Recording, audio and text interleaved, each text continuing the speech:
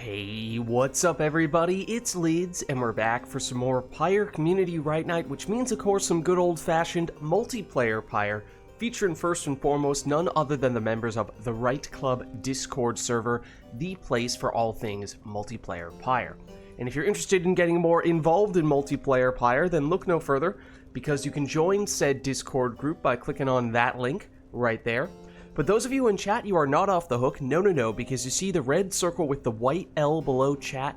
You click on that and you'll find all of the various requests that you can make today, including things ranging from selecting players' exiles, masteries, Titan stars, songs, arenas, all that stuff. So, without further ado, let's hop into versus mode, set ourselves back to our defaults, and let me know if there's anyone who would like to get us started. And thank you for the anonymous gifted sub to Core, whoever that was. Appreciate the support.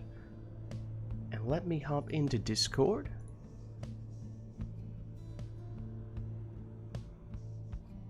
There we go. Okay.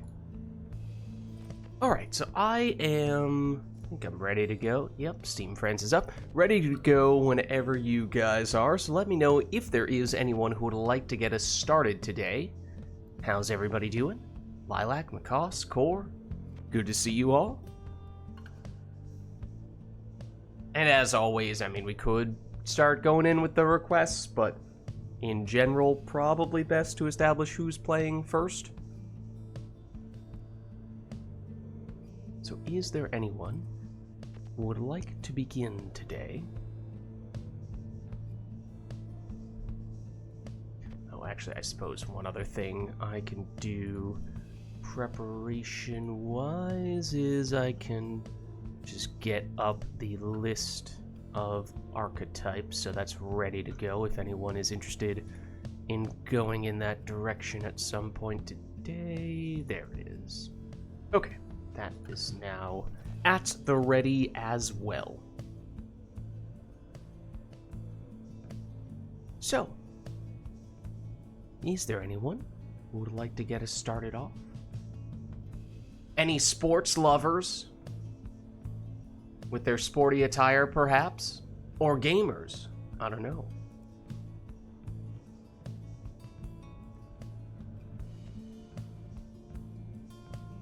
iRotor can do a few? Alright. Sounds good, iRotor. And Macaws can sports game as well? I don't know, is this about to be a gamer against a sportsman? Is that what we have here? That may be the case. Alright, let me... Can I find either of you? Here is iRotor. And then Macaws is currently eluding me.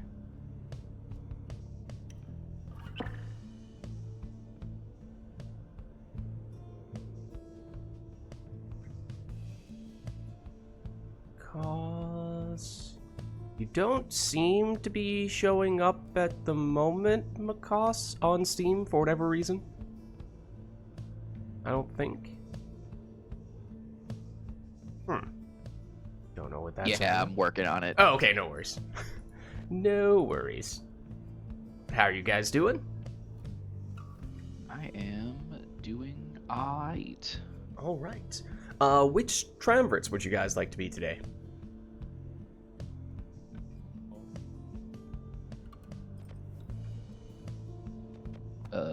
You can throw me on... Just throw me on the Essence today. Essence, okay. Let me see if I can find you now. There you are.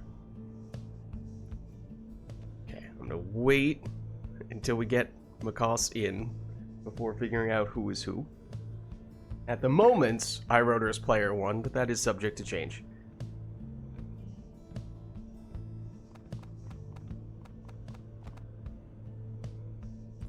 Okay, looks good. Still pair 1. This one's iRotor. And player 2, we have a Macaws. And Essence here. Withdrawn there. Okay, perfect.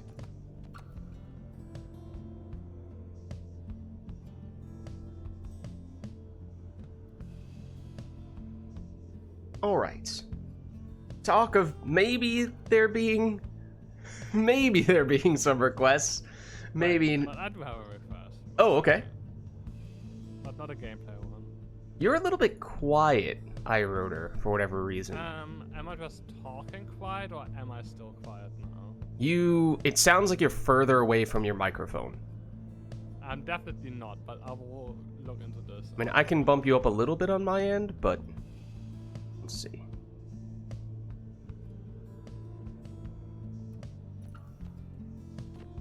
Just sounds like you're on like 80% volume.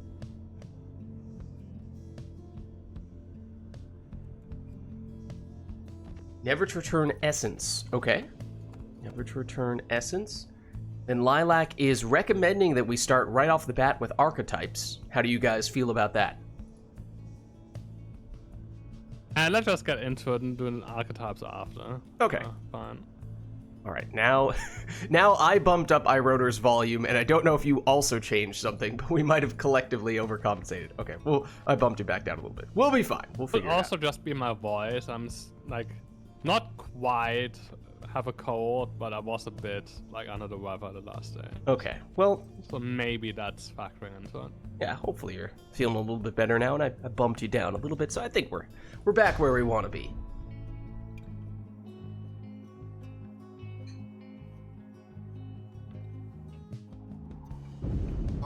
Exiles, you stand upon the ridge of Gaul. Here one of you may walk the path to glory. Try not to let the pressure get to you. The withdrawn stand ready. The essence stand prepared.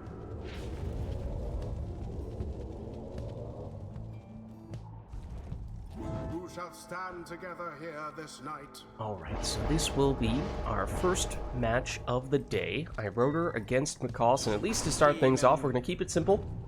Leave it up to the players. There's some talk of maybe doing an archetype after this, but that's for next time. As for now, it's Prayer Beads, Pamitha in the lead for McCoss. iRotor went with, I think, a quick throwing Celestial Spike Viz Paleth. Now a quick Tizo.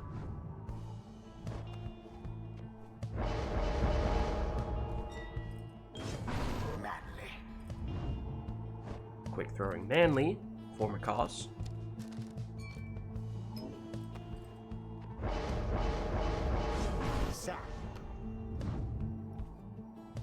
Typhoon Bottle on Palmus in the in the third spot rather for iRotor.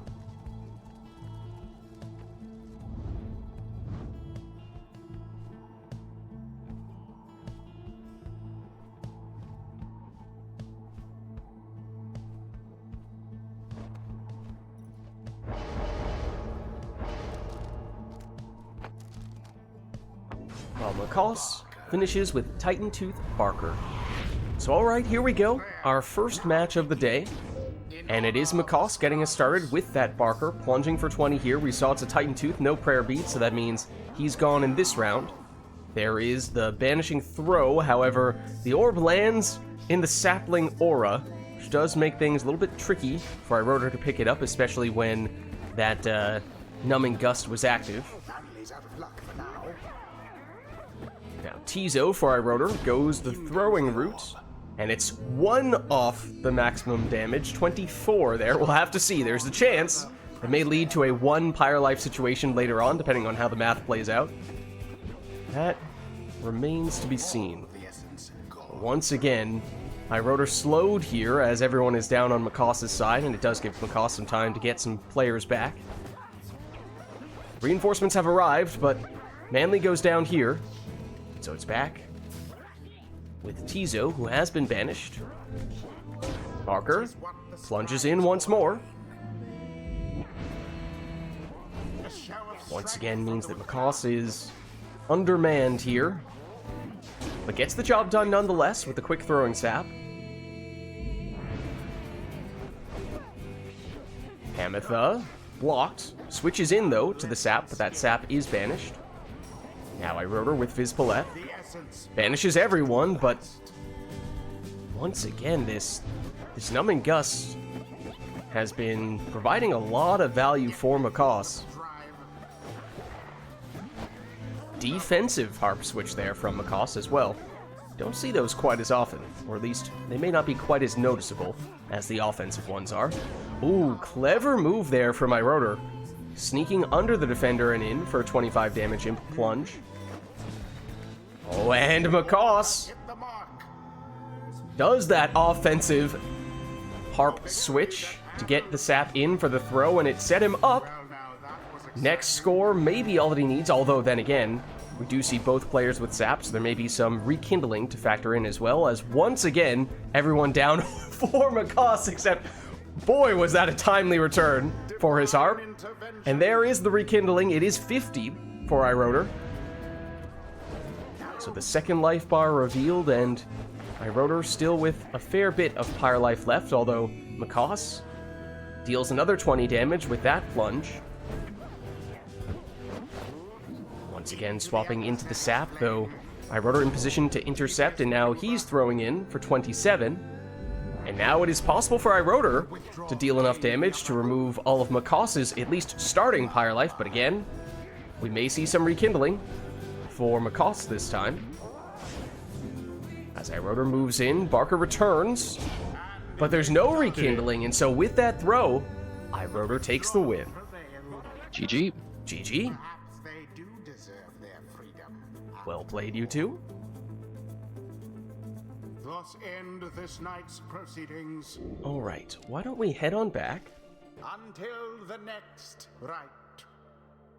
And there was some talk of, technically it wasn't a request, it was sort of a request workaround for archetypes. So if you guys would like to do archetypes, we could. Oh, we do have an official Titan Stars request, though. Along with a pit request. It is Titan Stars request for all Titans with no arms or legs. Now, I will be the first to admit I do not know exactly what that's going to mean. I can think of at least one that would apply to, but beyond that, I can think of at least one that it would not apply to.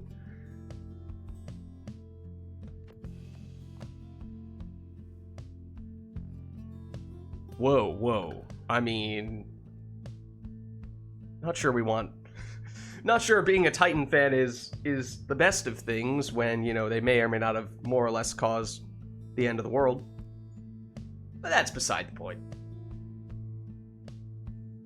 Alright, so maybe we hop in and we take a closer look at what exactly that request is going to mean. And for what it's worth, it also means these are going to be Titans that make Macaws stronger / make things more difficult for Iroder. So pro Macaws. Oh, thank you. Reset that. Also turn off that sermon intro. Good call. You can appreciate them at a conceptual... You know, you can appreciate the end of the world at a conceptual level, right? Okay, so what doesn't have arms or legs? I think the Tattered Mantle definitely would be one of them. The Tattered Mantle. I think this would qualify. It's the only one that matters, really. Yeah. Macaws is like, this is the only one I literally need. called Limbless Arazak or something like that. So That's... One would think Limbless Arazak would not have any limbs. That counts as arms and claws and whatnot. That's just lag. Those are legs. Also That's an lag. arm.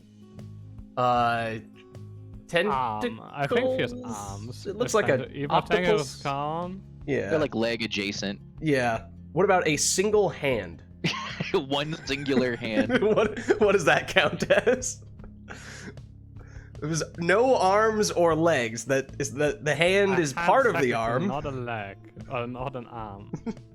Technically not an arm. All right. Limbless. I mean, it has some sort of appendages, but apparently they are not like arms or legs. I guess that's active. And definitely legs there. So I think this is it. It's definitely not Shaq's Six Shoulders. I can tell you that much. That was the one that I knew for certain.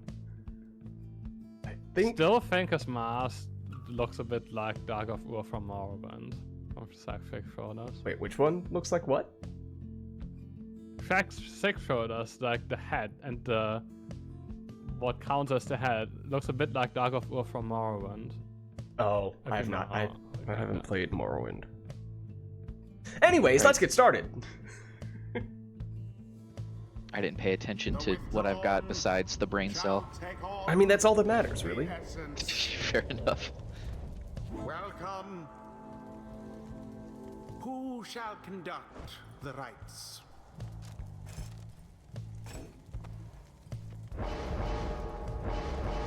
Alright, so the cards are stacked against iRotor here. He goes Pamitha in the first spot. It does seem as though you have more hope. I'm noticing that much. And I think you also have the effect of that cursed talisman, or at least the positive effect of the cursed talisman, the one that gives you your aura when you have the orb, and it slowly shrinks your aura over time. Oh. Outside of that, I do not know.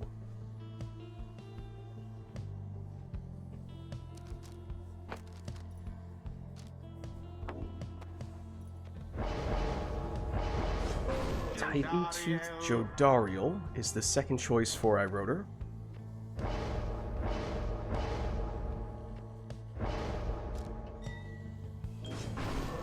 Quick throwing Tizo in the second spot for Makos, and noticing a bit of a trend already on Makos's side.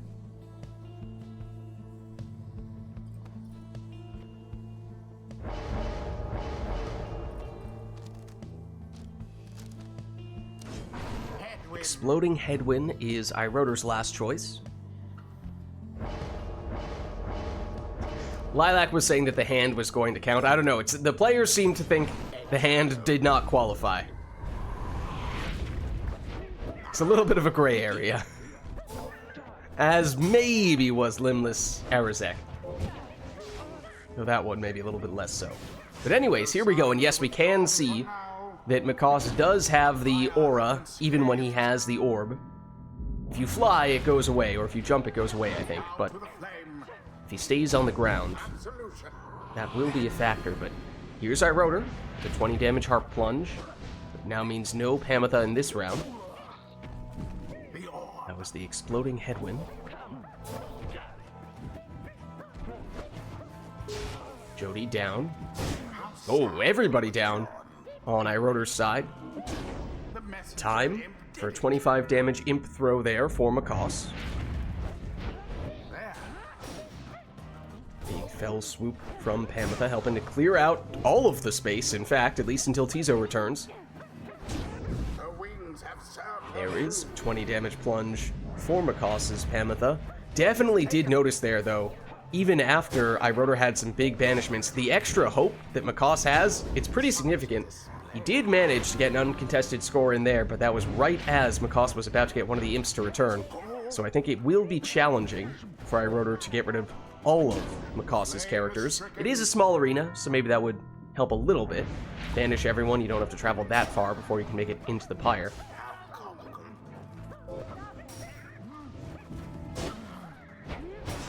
Ooh, but situation happens once again, but there you go.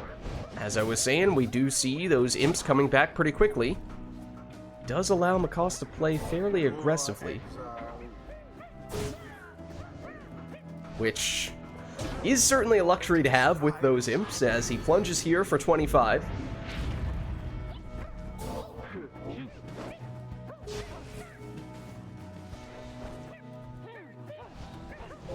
iRotor, brings back Jody. Except Makos in possession momentarily. Now back with Tizo. That is a quick throw, all right. 25 damage there. It does drop iRotor down to 10 Pyre life. Don't believe we saw iRotor take any rekindling. Of course, doesn't have any sap, so it would need to come from the talisman in that case. Which I'm fairly certain he did not do. Oh, and there's the Titan Tooth. Stunning Makos, and iRotor GG. takes the win. GG.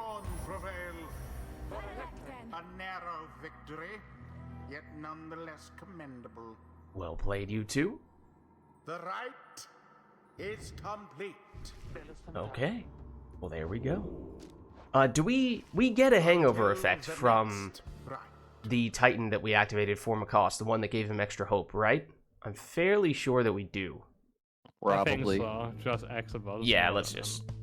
There. Oh. Do this. I don't think that's necessary. But... okay, we do have to deactivate them first. Oh, yes. Good call. We could start one without them, and then... yeah. Or, yeah. Deactivate. Commence. And we're out of practice with these Titan stars. Withdrawn shall take.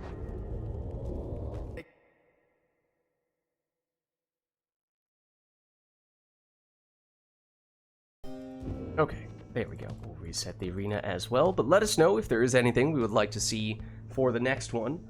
We had the first one with the players taking whatever they wanted, and then second one was only Titans that did not have arms or legs, which I'm fairly confident we have not seen that before. Alright, Blood Princess coming in with the customized off request, so randomized exiles, masteries, and talismans in that case. Could still do an arena or a song, but otherwise it does account for most of the stuffs.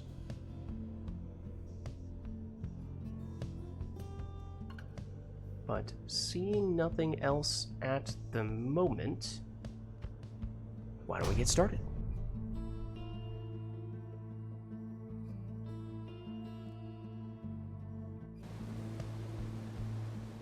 The withdrawn It's at the fall. versus the essence. And it is a sap, an imp, and a cur for Iroder. It is Now an imp, begin. two imps, and a demon for Makoss.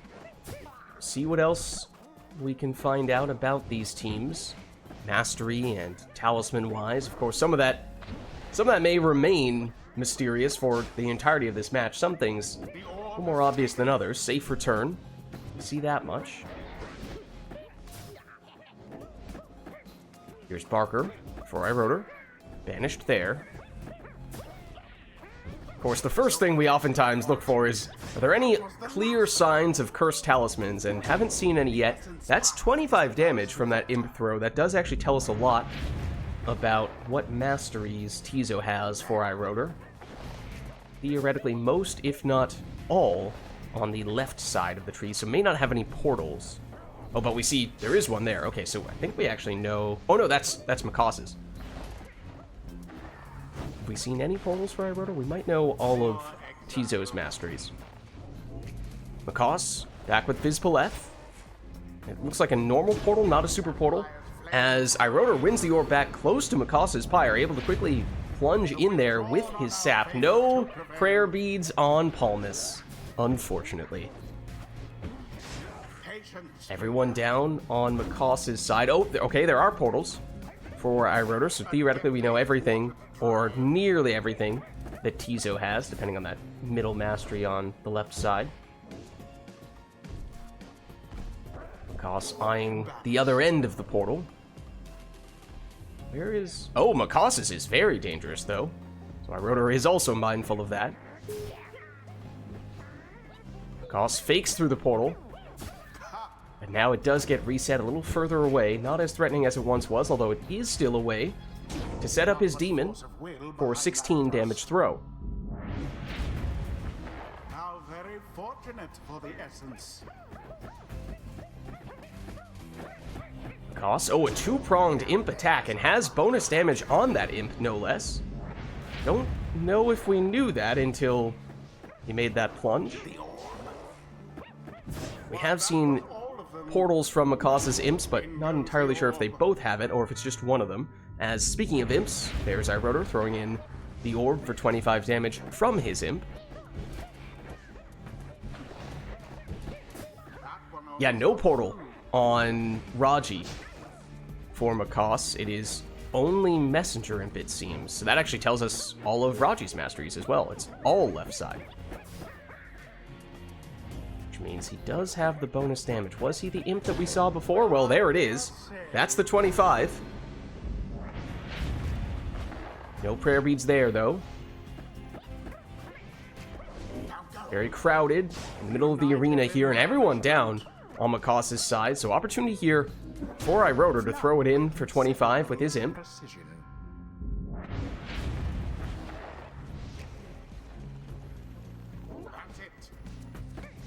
iRotor waits for the right moment and speeds through with his Cur. With that plunge does mean that one more score may be all that iRotor needs. That being said, feels like we have barely seen any talismans at all here. This is the kind of situation where you may see a RITE Light talisman, the one that gives the rekindling, because it doesn't show itself until the very end. There's no indication that it might be there, and when you don't know any of the character's talismans, that's oftentimes when it does make that surprise appearance. So I wouldn't necessarily rule that out here. Very dangerous portal for Makos. Didn't quite make it through, except here is iRotor using his portal, which is now even more dangerous. And there is Makos, still had his demon close to the pyre, plunging there for 30. It drops iRotor down to 4. iRotor does have a sap, so he may have that more standard form of rekindling. As Makos throws the orb at his pyre to have it bounce out, and might have bought him just enough time there. Does get Messenger Imp back. So has at least one defender, although iRotor is at full strength and also has that portal right on top of Makos's pyre, and that is not what Makos wants to see. Parker chased off and banished. Potentially a game-saving play there from Makos.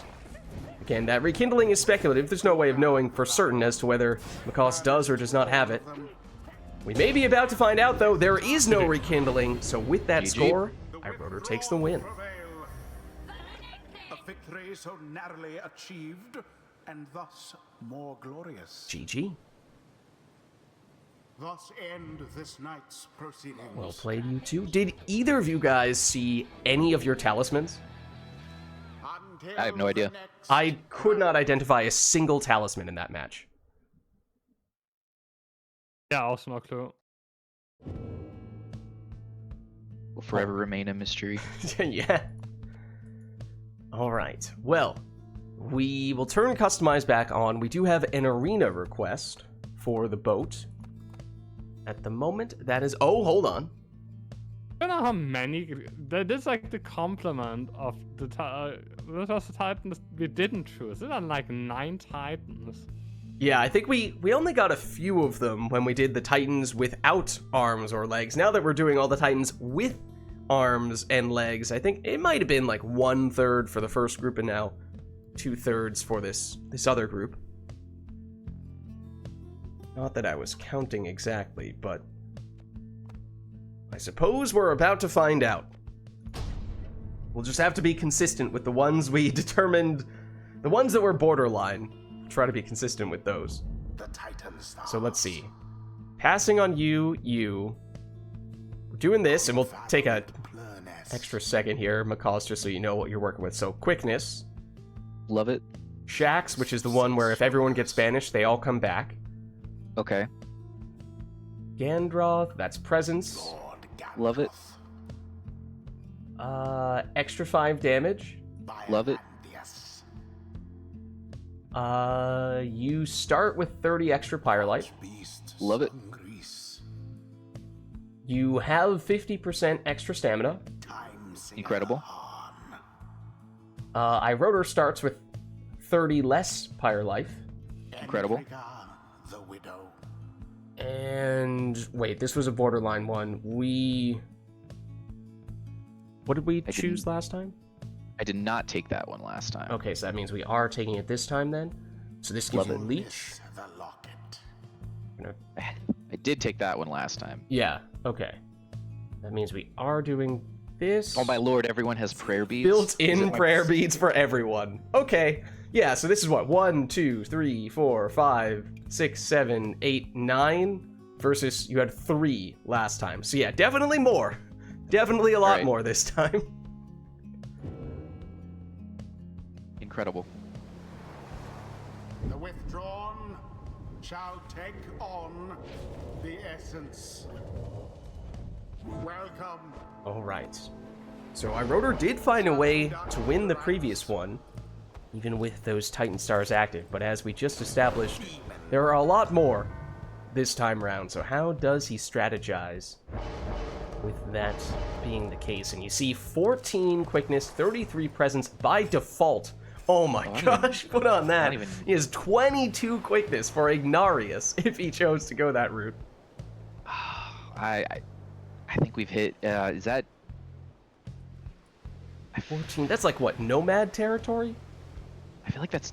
Have we hit diminished returns at that point? Hold on. So it's 4.3 per second. I feel No, this. Alright, has like 20 or so, and he's fucking crazy, so you know. 6.7. You know what? I'm already at like 18 Titan Stars. Why not? Let's just Give it a shot. just play the game. Oh, also Lilac said all demons. Well, certainly. I was gonna go all. I mean, yeah, demons anyway. that is doable. That was a foregone conclusion at this rate, so we'll throw that one in there. They're all just running and jumping, dude. Like, I don't know what you want me to say. You're gonna leech every time. Why not? And you already have leech, so it's even more.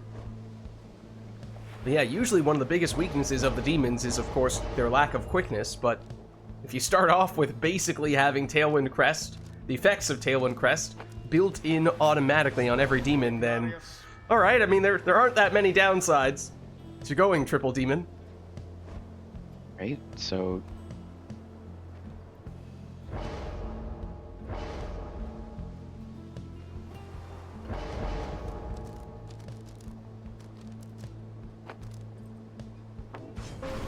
One presence.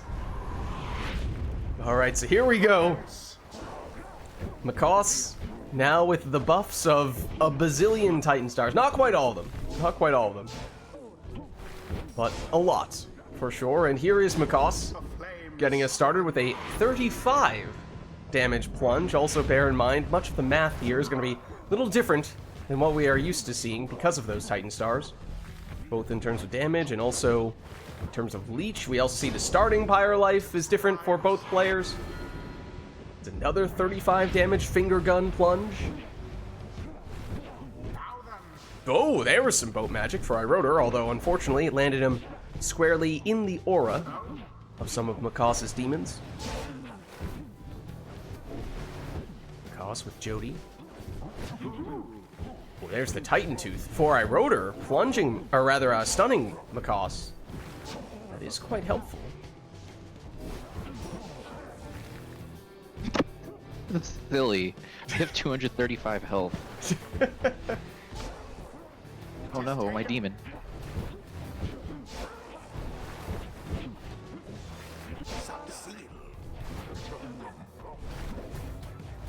Is iRotor retrieving the orb there. And with the Titan Tooth, able to stun Macaws. Opportunity here. Oh, but lost the orb. Somewhere, somehow, in that process. Once again, though, Titan Tooth buying him a little bit of time to throw that one for 30. They do be jumping, though. They definitely do be jumping. Oh my goodness! And sliding, or whatever word you want to use to describe that. Sometimes it's the airtime, as we just saw there. Other times it is oddly low to the ground. It's like they're skating on the boat. Oh, they all have player beads. Why am I throwing? Oh, true. Just jump in. Hop on in. The water's fine. Also, how much leech was that? That was 18. Was it? Okay, well, it was 18 from your talisman, then I think you also have automatic 5 from your Titan Star, which it didn't show there, but I think that means it was actually 23? Sure. I don't know how it's going to add all that stuff up, but... Just give me any number, it's probably right. Yeah, oh my goodness. Well, Macaws jumps off the trampoline and into the pyre for the winning plunge. GG. Themselves stood by their side. Well played, you two. The right is All I need is 9 complete. Titan stars and I can be a contender at Right Night. Thanks, chat. Until the next right. Log champ.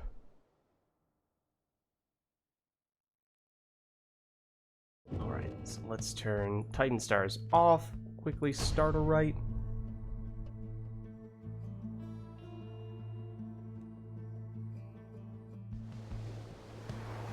Oh, this is just to get rid of the hangover effect.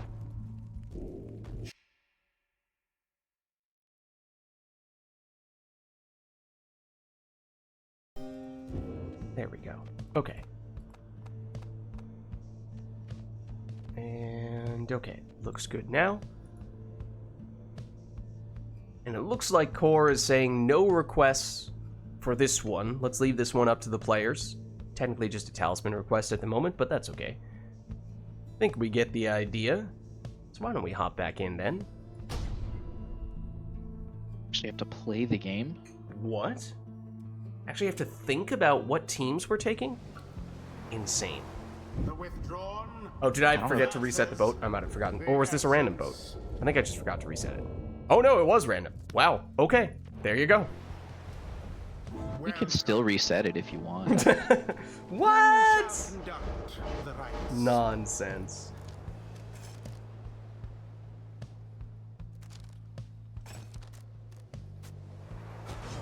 Alright, it is a Bright Wisp Almer in the first spot for iRotor.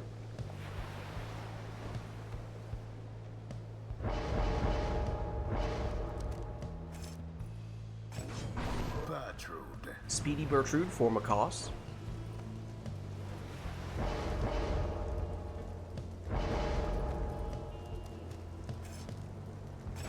Exile. Web Lanthorn Raji for iRotor.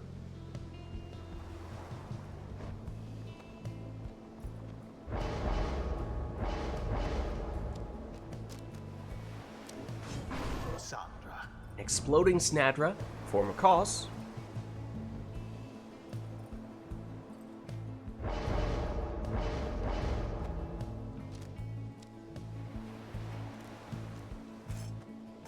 Ooh, Right Light on the Stowaway for my rotor. So we talked about it a little bit today, but I don't think we've actually seen it yet. That is the built-in rekindling. Speaking of which,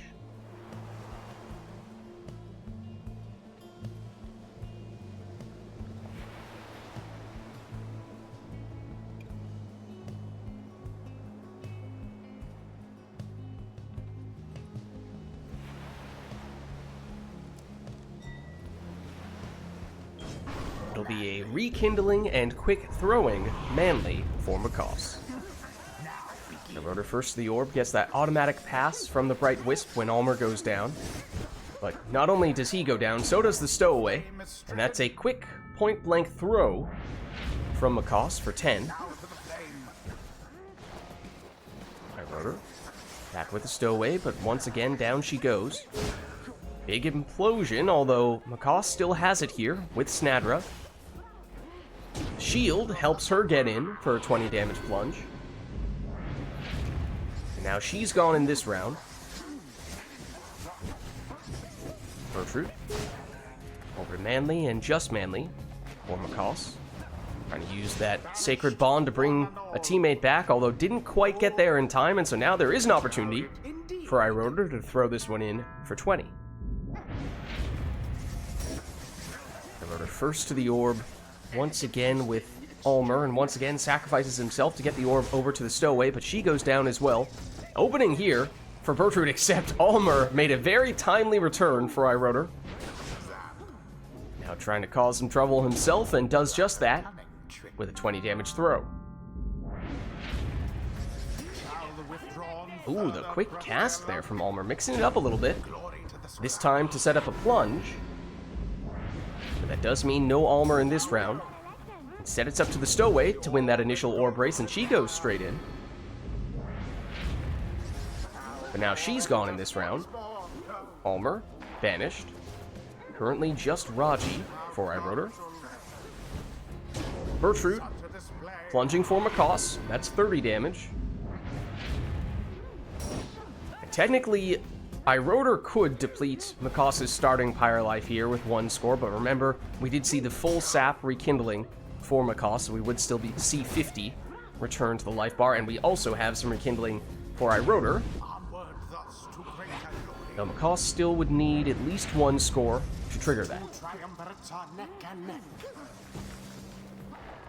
Iroder plotting his next move.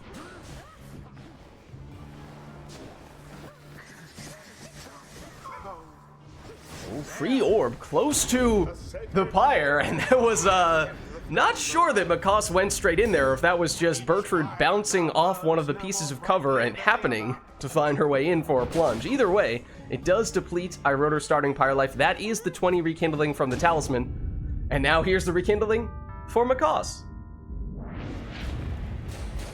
Oh, and Macaws had the Crone Salute.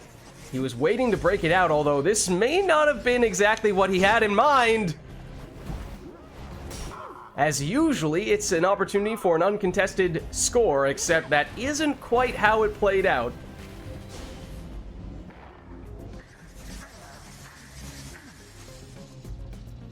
Iroder starts to make a move with Almer. Instead opts to go with the Stowaway. One on either side. It's the Stowaway, whose move is decisive.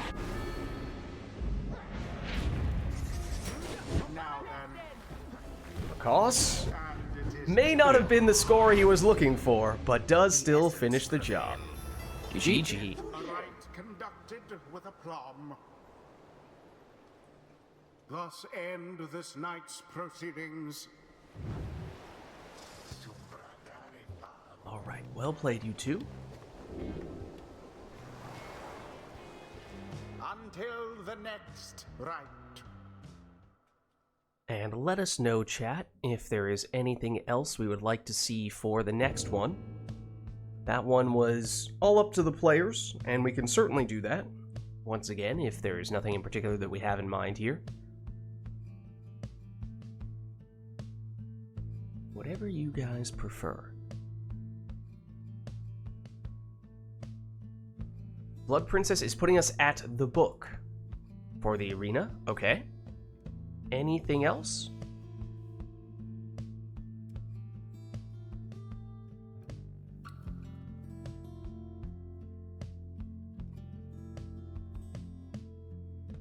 Or will that be all?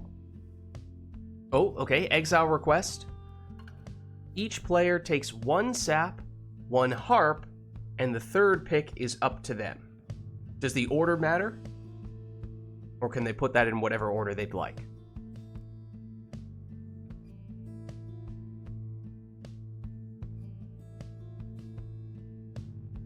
Sap, harp, and exile of their choosing on the book.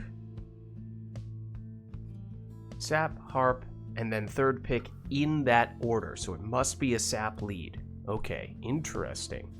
Yeah, it may not have been what the players would have preferred in that case, but it affects them both equally. We'll see how they choose to adapt to that.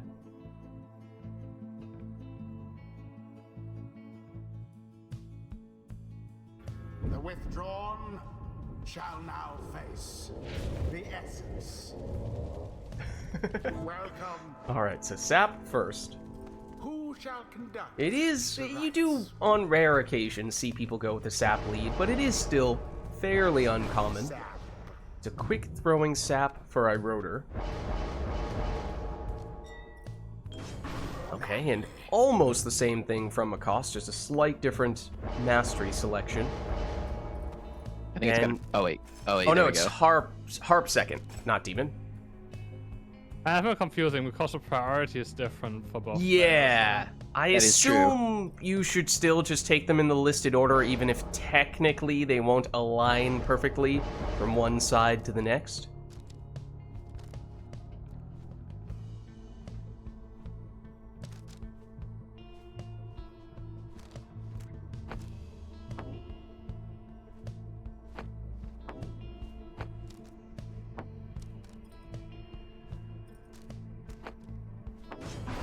Alright, so it's Kerfang on Pamitha.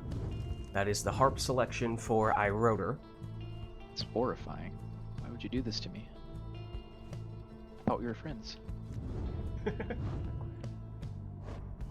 Oh, as we were saying, we saw a similar selection between the two players when it came to their saps, but different this time with the harps, as Makoss goes the prayer beads route. Now this last one is up to the players. Totally up to them. And Iroder goes the Leeching Ignarius. So it's a demon for him. Rotor is here to press buttons today.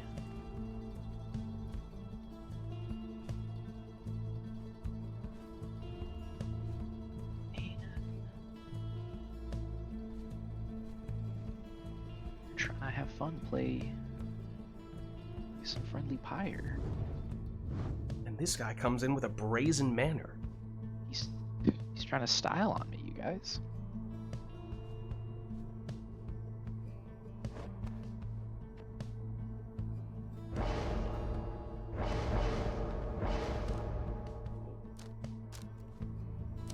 So Makoss responds with an exploding deluge.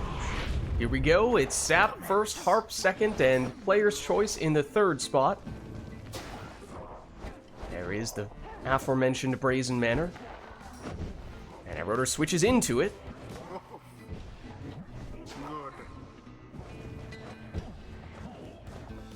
Makoss is at least slowing down Ignarius, such that he only gets 21 points out of that throw.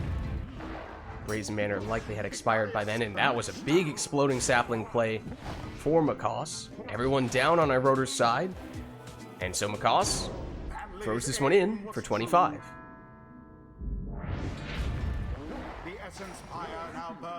More aggressive exploding sapling plays, but down go the saps.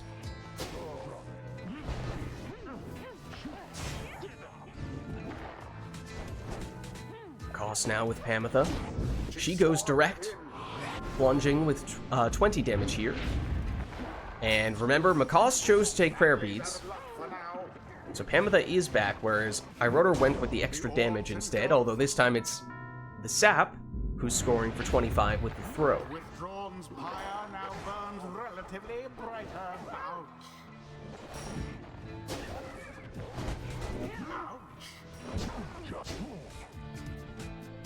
Pamitha for Makoss, biding her time, waiting for the right opportunity, and sneaks through. Found that opening, setting up that 20 damage plunge, and again, Makoss will have her back in this round. Clever little brief shield plays there, helping to set up a safe 24 damage throw, and now with that, may mean that Makoss just needs one more score, at least to deplete the starting Pyre life, but of course both players do have saps. There may be some rekindling, as speaking of saps, that's how Iroder scores there, with a sap throw. Makoss with Deluge and only Deluge. That throw does land. It's 10 with the rekindling. So it is the second life bar, but there isn't that much on it, and so that means with that plunge, Makoss takes the win. GG. GG. Yeah, sap first on this map is nonsense. It is Garbo Town. The ceremony is complete. Well played, you two. Let's head on back. Until the next rite. And let us know if there's anything we'd like to see for the next one. Otherwise, we'll set ourselves back to our defaults.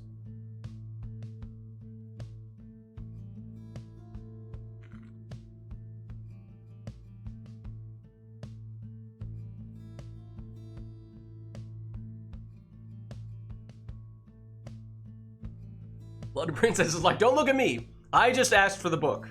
I did not do the exile request. Oh no, it's good. It keeps me on my toes. Lilac is recommending that we go the archetype route. We were talking about it, but we've yet to do it. If we'd like to, we could break that out now. Daddy wants an archetype. I'm Daddy. Give me Okay, the okay, archetype, yeah, you know, please. I didn't really want to pry any further. That is that. Yeah. Okay. you probably thought about it way more than I did saying it. Alright, so Makos is in for an archetype. I assume Iroder. That means That's we right. ought to give you one as well. Let me just get the random number generator up here. Okay.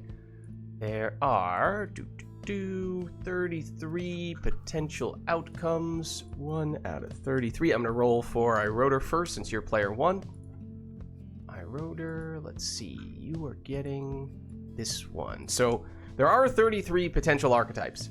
We're at the point where we've started to see several of them, in some cases more than once, but of course, everyone has their own interpretations of how best to implement them, and it depends on what map we're on and what the matchup is in terms of how it actually plays out, but there are still several that we have yet to see.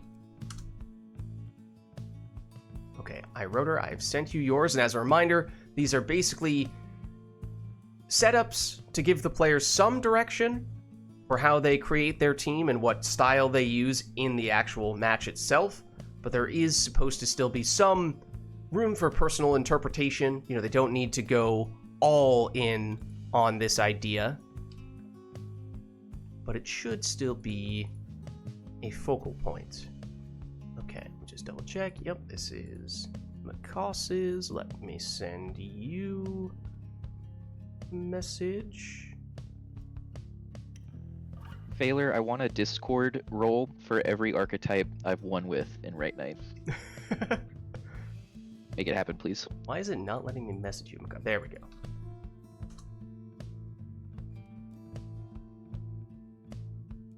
Oh, is it my birthday? Oh, okay. Okay. I love this idea.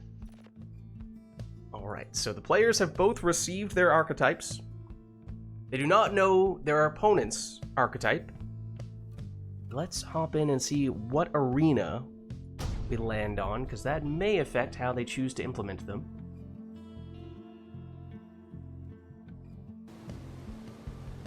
I mean, the thing is, it's just, I'm doing a random number generator to select which archetypes players get, whereas if we wanted to, I could deliberately hand pick ones that I know people haven't gotten yet, if we really just want to see the ones that for whatever reason have eluded us thus far.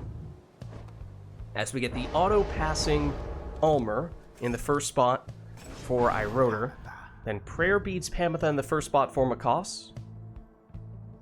We did land on the Fall of Solium, which is the largest of all arenas. As I said, some of the archetypes vary / depend more upon the arenas than others, so it may be a good thing for some people, less so for others. That was a legendary talisman on Gilman there, I think, the long distance jumps. And Titan Tooth Barker in the second spot for Makos.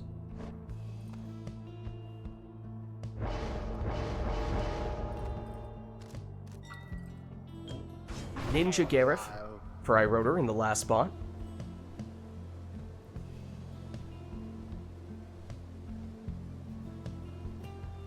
Oh, I have a question. I had a question for you, but I can't ask it. 'Cause You then I can give away DM my- me in Discord if you have clarifying questions. I can answer it there.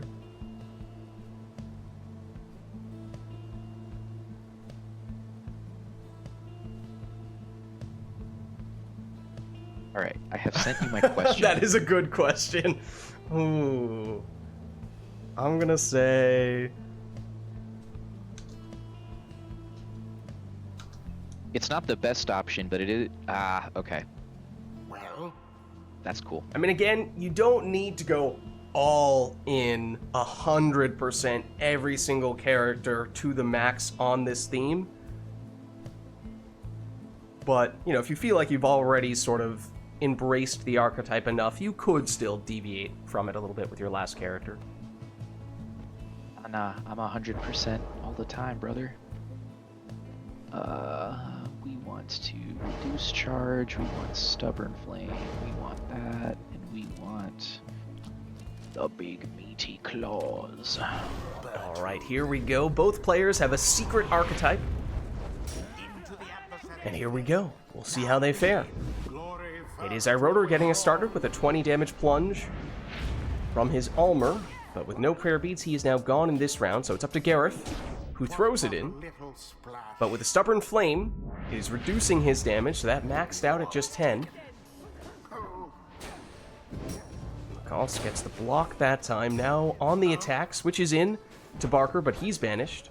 Oh, but the Titan Tooth slowed down Iroder significantly. So McCall's able to get it back quickly and flies in here for 20 damage with his Harp. I think he did take Prayer Beads on Panatha, so she has returned. Here's Iroder. Automatic pass, so he maintains possession, except Second Savage goes down. And it's back with McCall, who's banished just in front of the Pyre after doing that Harp switch into his Crone, who would have given him more damage.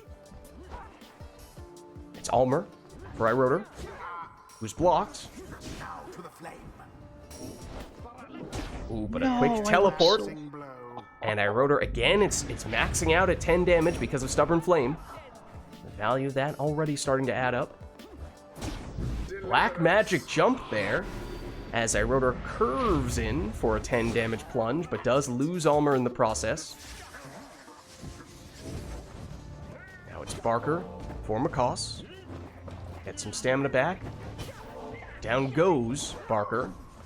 No! Oh, and there was the switch move he was looking for, and got everything right except lost track of the orb.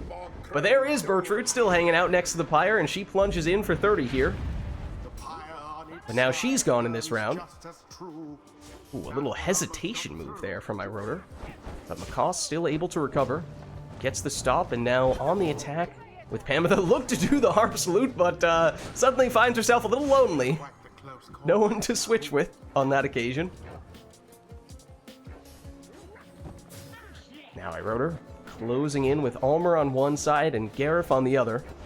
Who will it be, though? It's Gareth. Throws in for 20. Almer. Down he goes, but passes it to Gareth first. Now Gilman. Looked like he was going to make his move, but then thinks better of it. Second attempt, the throw is a little bit short. McCoss, quick counterattack, but Bertrude is down. Now it's back with Iroder. One Savage goes down, the other goes down as well, but automatically passes back, except McCoss was ready to retrieve. Does switch into another exile, although was probably looking for the Crone, as he seemed to be doing in the past. So he swapped a 20 damage plunge with Prayer Beads for a 20 damage plunge without Prayer Beads. 20 damage Savage throw there for Iroder. Drops McCoss down to 25. Oh, it is technically possible, I just realized now, for McCoss to finish it with one score. It would need to be Bertrude. Here she is! Okay. Ooh, GG. GG. Well played, you two. Themselves surely have taken note. Stubborn Flame saved my bacon. It's true. I mean, Stubborn Flame is just so strong. Thank you, Core. And if you guys would like to share your archetypes, you're welcome to do so. Or possession. Until the stars Possession for Iroder. I had high flyers, emphasizing flying and or using big jumps. Do you want to say what your clarifying question was? It was a good question. I wanted to put Nutrition Stick on, but Lid said that didn't count as a big jump. I could see why you ask. It's like the blink is maybe a little bit of a gray area, but that just doesn't feel like a jump to me. I would not have won with Nutrition Stick, but it would have been so much more swag. Alright, well, let us know, chat, if there is anything we'd like to do for the next one. That was a random archetype match. I mean, I'm curious to just peruse through the list of archetypes and see how many we've gotten, because it does feel like we've re-rolled a few several times. I know we've seen Possession before. I can't remember if we had already had someone see High Flyers or if that was the first time anyone had rolled that. Don't recall. Flyers is spelled F-L-I-E-R-S, Failure, for when you're putting that roll. I legitimately had to Google that. Apparently, you can potentially spell it with a Y, but I went I. Apparently, that might be a little more common. It might be a country-specific thing. I don't remember. Sounds like that sounds plausible. Oh, and let us know, chat, if anyone else wants to get in. I know we've had these guys for a little while now. Like the Philadelphia Fly. Oh, yeah, that would be the obvious thing to refer to. But they do spell it with a Y. Yeah, they definitely do spell it with a Y.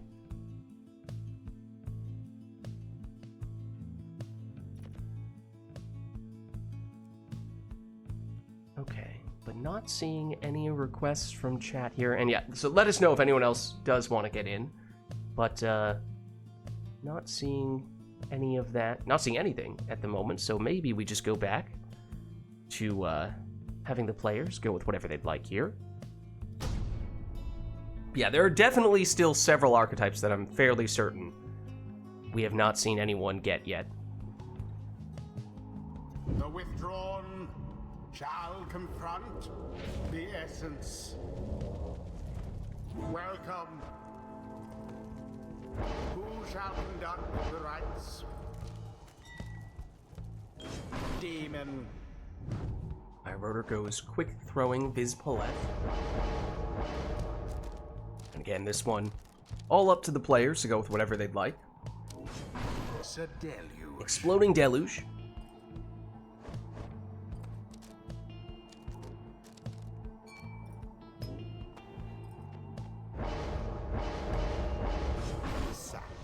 Then Typhoon Bottle on Palmas for iRotor.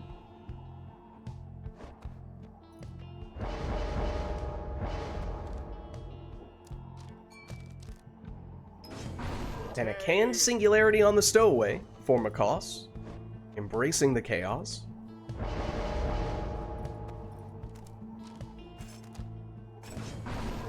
Prayer Beads Pamitha is iRotor's last choice.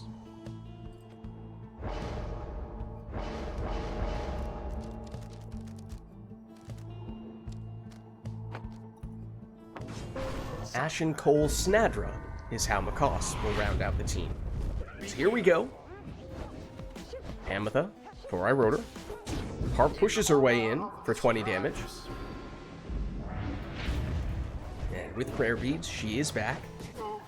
And Macaws had the orb there, relatively close to iRotor's Pyre, but didn't get banished. It looks like he almost hesitated there, was trying to banish, not really trying to score. Might have had the opportunity to do so, though. As here is iRotor throwing in for 30. Like, he has the orb. He's close to the Pyre, but he also has an exploding worm who could potentially take out the entirety of iRotor's team, and it looked like that was more so the intention. Oh, and there was a harp push that didn't quite work out, except on the second attempt. iRotor sets up the plunge. Oh, and there is the false step. Can Singularity and Stunning Claim. Oh, but the timing just wasn't quite right for Macaws there. In fact, it almost gave iRotor the only exile capable of moving.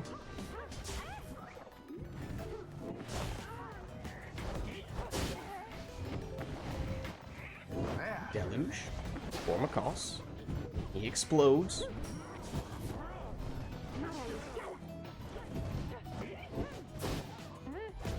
A lot of explosions, a lot of banishments, but not a lot of movement. At least not with the orb. Been hanging out near iRotor's Pyre for a while now.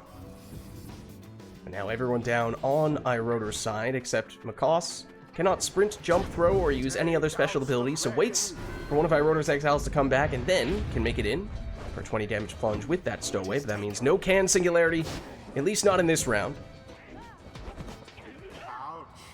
Pamitha swaps in, only to sacrifice Palmas. Pamitha now with a little bit of room, but Snadra chases her down. Here's Deluge. His throw is good for 15.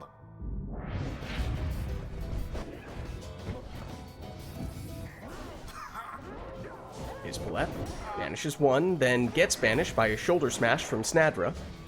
That was a big jump from the Stowaway, but she did get blocked.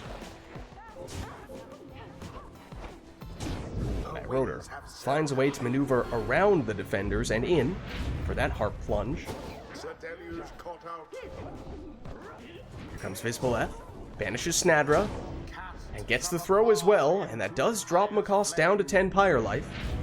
Now end Don't the believe ceremony. Makoss has any rekindling. There's a chance he went all the way down on the left side for Leech on Snadra, which might be one way to get a little bit of Pyre life back. Oh, but that throw is just a little bit short for him. So it's back with Rotor here. We nearly found a way around Snadra, but Makoss does just enough to get the banishment.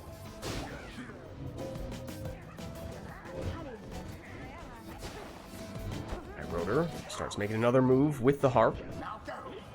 But instead it's Makoss here. Oh, but the throw just didn't quite get it off in time. Snadra sweeps up the trouble.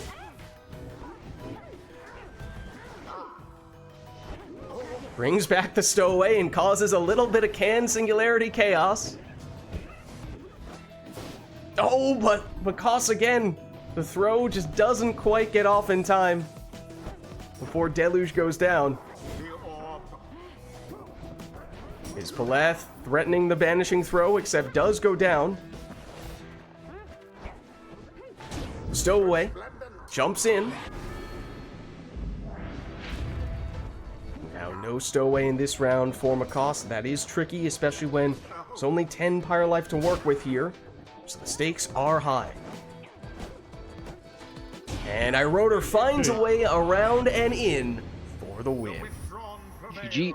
GG. Their pyre burns, whilst that of their adversaries is but ash. Well played, you Not two. smart enough. Not smart enough for the bottled void build. It's, I mean, it's tricky. It's really chaotic, Until the but then next finding a way to round. consistently capitalize from that chaos is easier said than done.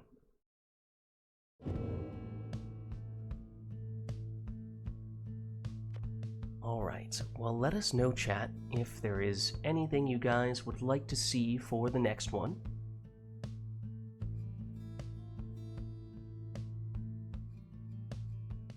Okay, we have an exile request for favorite characters, not from a gameplay standpoint, but from like a lore and personality standpoint. In ranked order, perhaps? Number 1 goes first, so on and so forth. Anything else we'd like to see here?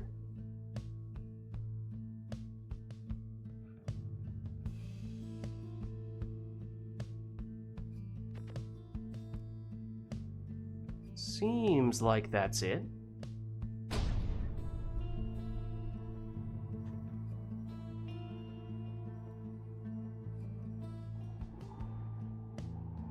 The withdrawn versus the essence. Welcome. Alright, so favorite characters from a personality standpoint. Conduct the rites. So naturally, in the first spot, Rotor takes the character with no personality. Oh my lord. Went for the throat there. Alright. Look away if you don't want to get spoiled for the first ever Haas stream, everybody.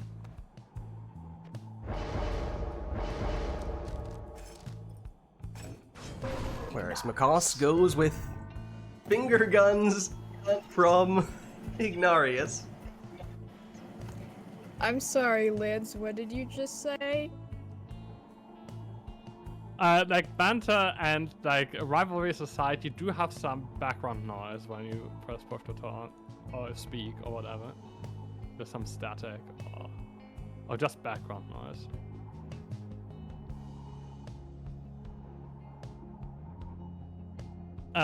This is actually not that easy. What should I take?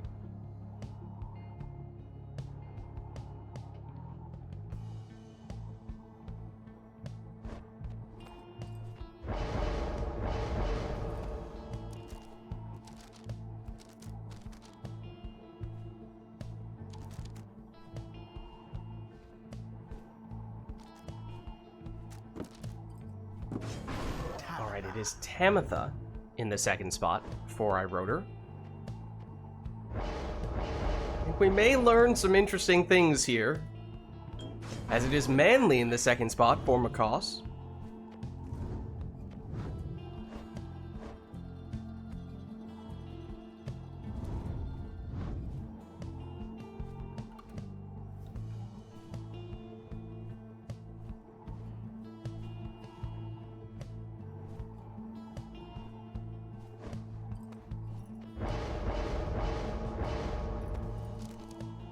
Third spot. I have no idea how to get synergy out of that team, but we'll see. I mean, you have 2 out of 3 members of the Fate. Yeah, for defensive, no defensive character. I'm not sure how this is supposed to work, but we'll see. We'll see. We'll figure it out as we go. Who is my third favorite character? That's a tough one. The first 2 were locked in on sight. Torn between... That was a very quick Manly pick. Oh, dude, Manly's incredible. Yeah, that was decisive. Who is my third gamer? Who's my top 3?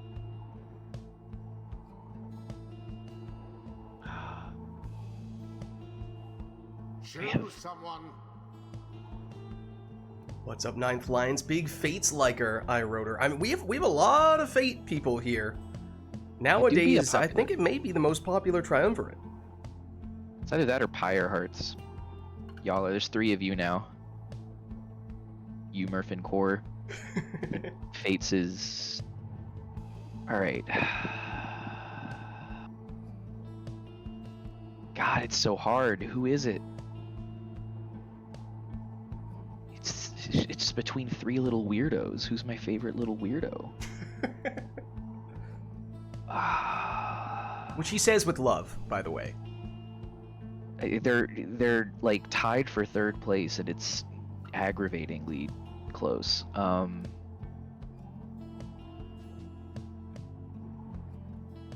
Fireheart's goated, confirmed. Totally not biased.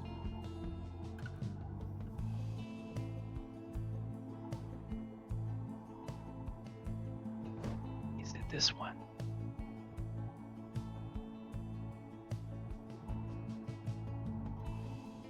Guys, this is I'm in a quandary. This is tearing Macaws apart.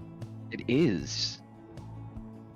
I don't have a 3rd one that I just decisively like above the rest. Like, ask you my 3. We've already done my least favorite. You already know who my 3 least favorites are. I got a lot of flack for that one.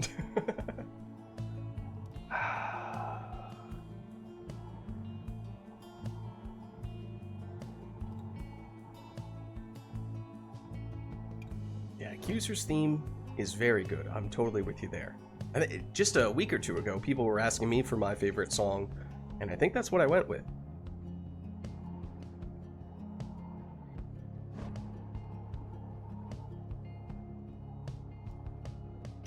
Alright, I need to just compare these 3. Would I rather roll into battle with Barker or Deluge? Give me an approximate time how long this is gonna take. That gives me a time to decide whether or not I have to go to the bathroom. We're locking in. Okay. I've chosen the wrong loadout. It's alright. Oh wait, hold on. We have these things. Yeah, no, you can reset. I apologize, everyone. My transgressions.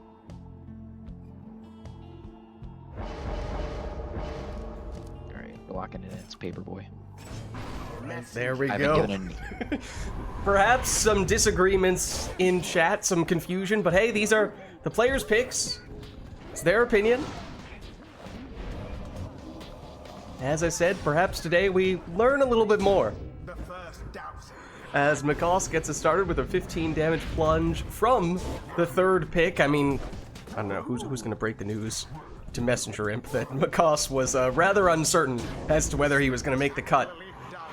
But Iggy was very clear.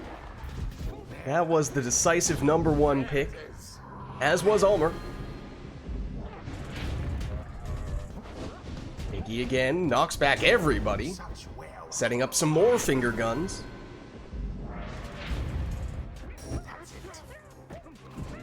Centurion. Back to Manly. The essence He's cornered. vanished to the last. Everyone down on Macasa's side, so time for iRotor to set up a harp throw. One throw it in. 'Tis taken. Ooh, and Almer nearly able to cut through the defense there, but just not quite enough on the jump. Here comes Macas. I swear Manly just did a 360. Almer thought about it, but instead gave it up to his father. So 20 damage, Cur Plunge there. No Dalbert in this round. Iggy moving in. But Rotor has it back.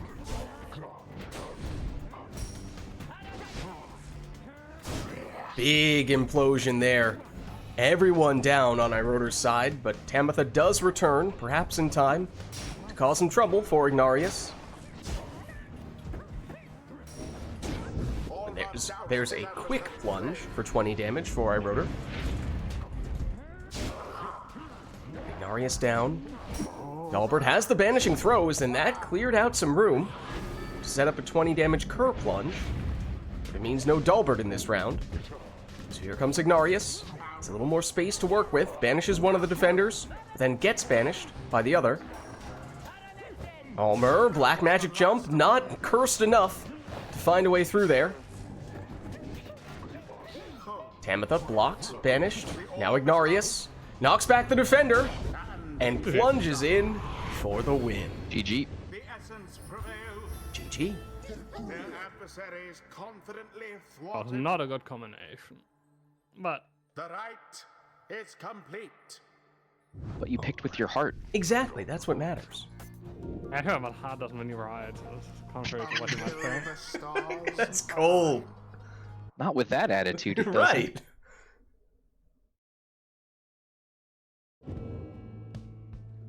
All right. Well, let us know, chat, if either there's something we want to see between these two, or if anyone else would like to get in on the action. Either someone plays me or I have to go AFK for like 3 minutes.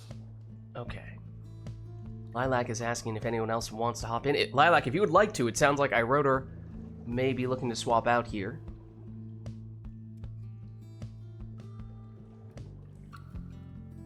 Murph, perhaps?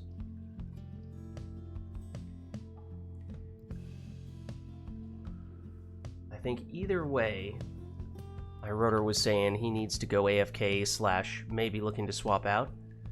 So, Lilac and or Murph, we will fight to the death for who goes next. I mean, we could get you both in soon. We could get you both in now if you'd like. Must get revenge on Murph Oh. for the other night. Oh, snap. Okay. Well, I did not realize there was some lingering bad blood between Macas and Murph. Less bad blood. Murph's just turned out to be really good at Street Fighter. Oh, I see. Okay. It was like one side of the scale was tipped for like the first hour, and then he just proceeded to read me like a glove, and then it was just over from there. Oh, okay. Yeah, no, I am, when it comes to fighting games like that, I'm in the noob category of button mashing. Which I assume both of you are probably well beyond. I mean, I play Blanca, so I think I mean, it means nothing to me for that. That may be the button mashing character, but I'm sure you would still be better at it than I am. he's a giant green, like, Frank Oz character in a sea of, like, anime protagonists. He's so out of place and everybody hates him, and that's why I love him. What is the spiral arrow equivalent in Pyre? I have no idea. I'm not even sure I know what we're talking about. It's the most harp-coded thing I've ever heard. Okay, well, Lilac says would like to face Macas at least once. So what if we get Lilac in, well, Macas, I'm afraid you're a bit of a wanted man at the moment. It seems as though everyone would like to pick a fight with you. Is this because I picked Manly as my second runner-up? Maybe that's why. Lilac says, I want to face Macaws at least once. I want to fight Macaws at least once. Whereas you're saying you'd also like to face off against Murph. So... everyone is looking for Macaws. I would say, otherwise we could just swap some people around. I mean, if we're okay with doing a few extra transition phases, getting people in and out, then it is still possible to have both Murph and Lilac play at least one match against Macaws, but I was kind of acting on the assumption that if we were to get Murph and Lilac in for any sort of extended period of time, that would mean we're swapping out both Iroder and Macaws at some point. Yeah, Lilac says I can do a couple, then swap for Murph. Okay, so why don't we do something along those lines then? Brawlinbert, how are you? How's it going? What? How have you been? Manly and Deluge are cursed choices, Macaws. Sorry. Ouch. I mean, it sounds like a lot of people may be taking issue with Macaws' selections in that previous match. Maybe that's the origin of some of this tension. If Brawlinbert told me they were cursed choices, I'll rethink my life decisions. Otherwise, everyone else can just scoreboard it at that point. All right, I'm gonna boot out Iroder, who I think was basically giving us the okay to do that because he knew he had to go for at least a little bit. So let me get you out, and then Lilac is saying I could go for a few matches and then maybe swap in or swap out for Murph, or I mean we could figure it out from there. I don't need to play Murph. That was more of a... Okay, yeah. And I don't know how long you're good to stick around for, Macaws. Don't want to hold you hostage here. Oh, I've got plenty of time. I just don't want to... I know that's a lot of shuffling for you, so it doesn't... No worries. Okay, Lilac just sent you an invite. Iggy good, though. Double fingers? Absolutely. They're the finger guns. Perfect. Hello. Hello, Lilac. How's it going? It is going. Is there any echo currently? There might be. I don't know. Okay. At the moment, you seem fine. Maybe. Okay, cool. Also, Macaws, I would like to specify that I actually didn't want to fight you because you picked Manly. That was completely separate. Oh. If that helps any. I mean... You can't stop my love for Manly no matter what, so... I do want to ask why. Why is Manly one of your favorites? Well, That's a great... know that is... It's kind of a stupid question, actually, because, like, I understand when people like him, because he's one of those you love to hate characters. He's very fun. Now, I think Macaws is just big on the underdogs, is what I'm gathering. I don't think Manly is an underdog. But he's as you just said, he's easy to hate. True. So in that way, True. he's you know, it's a bit of an underdog, at least in the court of public opinion. Sexy man. He's like a Tumblr sexy man, though. Lilac, which triumvirate would you like to be today? Dissidents. Dissidents. Perhaps I will invoke the legendary chewing dragon. Oh. Also, hold on, I am going to make a request. Iroder said, Tamitha's voice quip before she goes up after winning the Liberation Rite is unmatched in this game. Huh. I haven't taken particular notice of it. Also, Brawlinbert has returned. This is true. It's been a while. It's good to see you. I admit I am not very familiar with Brawlinbert. Can you, like, catch me up on the legends? Well, Brawlinbert used to be someone we spent quite a bit of time with. And it's good to have him back. I see. It is an honor to be in your presence tonight, Brawlenbert. All right. Some people beat you by playing the game well. Brawlenbert beats you in the character select screen. Is all I'm gonna say. He's my favorite player of all time. What does that mean? Some high Yeah, praise. You'll have to see it in action. Like it's words cannot do Brawlenbert's skills justice. All right, like I can see it in the VODs, correct? Will the the old aura just text. pour through? It may. It's possible. Is Brawlenbert going to join us tonight? I don't know. No, I don't want to suddenly just force all these things on Brawlenbert. I'm a free thinker, says Brawlenbert. You have to respect that. That's a good thing to be.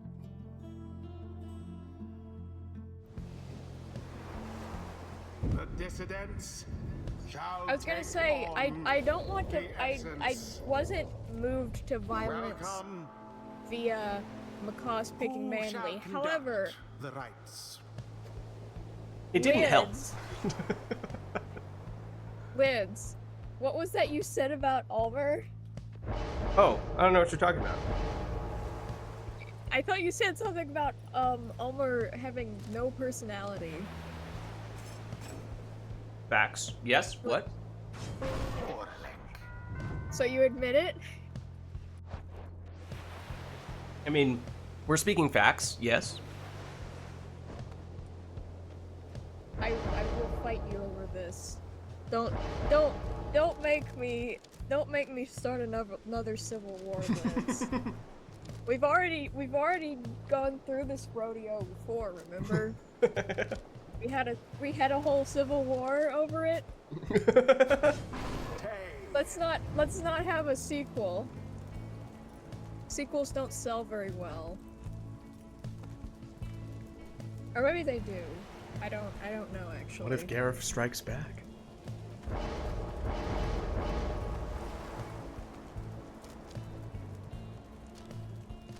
Also, how many matches am I doing against Macaw's? I don't know. I'm trying to be mindful of making sure we have enough time to get people in and play a few matches, and, you know, we're not shortchanging people. And so if we are trying to get the likes of Murph and or others in here as well, I just want to make sure they don't get, you know, only a short number, a small number of matches. Mm-hmm.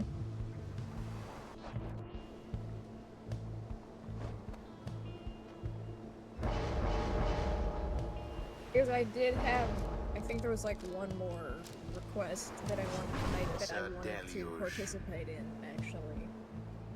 You want to Quite participate in it? Yes, quite surprising coming from me. Oh, okay.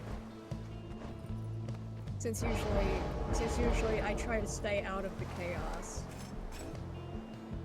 I might need a fact check on that one. Stay out of the matches in which the chaos is occurring. Is that more accurate? Also, for the longest time, I thought that red thing on Sir Gilman was like a feather in his helmet and not actually his hair. Wait, it isn't a feather? No, that's his hair. What? Yes. Press S to doubt there. Right? How is his hair going through his helmet? Straight through the middle of his helmet. For there's probably like a hole or something for his mohawk. That just seems structurally suboptimal. In many ways. It's Gilman. What are you trying to suggest? Not Gilman that- is a valiant worm knight and would only use the best of equipment.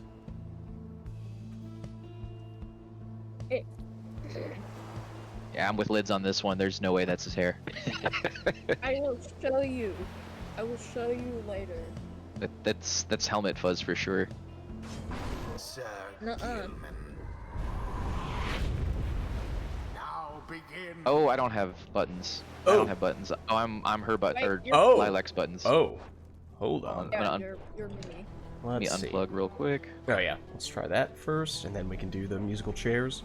Now to the flame. Is this still Macaws here? No, that's Lilac. Okay, so you were both controlling the dissonance initially, it sounds like. Oh, Yeah. we good alright, now? I'm back. Okay, perfect. The Well, first there is Orlek getting us started. good. Oh, Failer breaking out the has Polish gone history. in.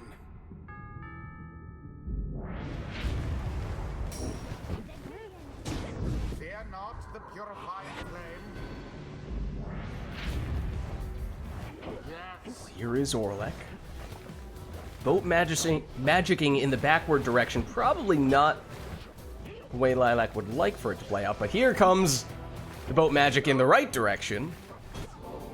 Oh, For those of you who missed it last week, we did see some pretty incredible boat magic, so I don't think anyone's about to one-up that. That is not an easy thing to do, but maybe we can still get a bit of boat magic nonetheless.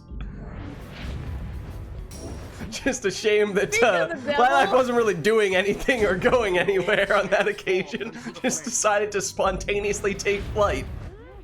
into the adversary's flame. Tay threw it in. Speak of the demon.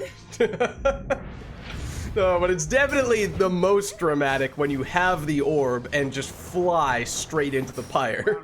I mean, it might be easier to see on that occasion since, you know, we didn't get it cut off by a plunging animation, but nothing really came of it. Sir Deluge As flung the Macaws orb throws into that the one flame. in with Seize Chance active, giving him the bonus damage. The orb is taken.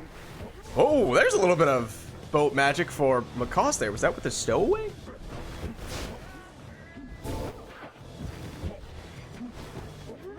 Unfortunate.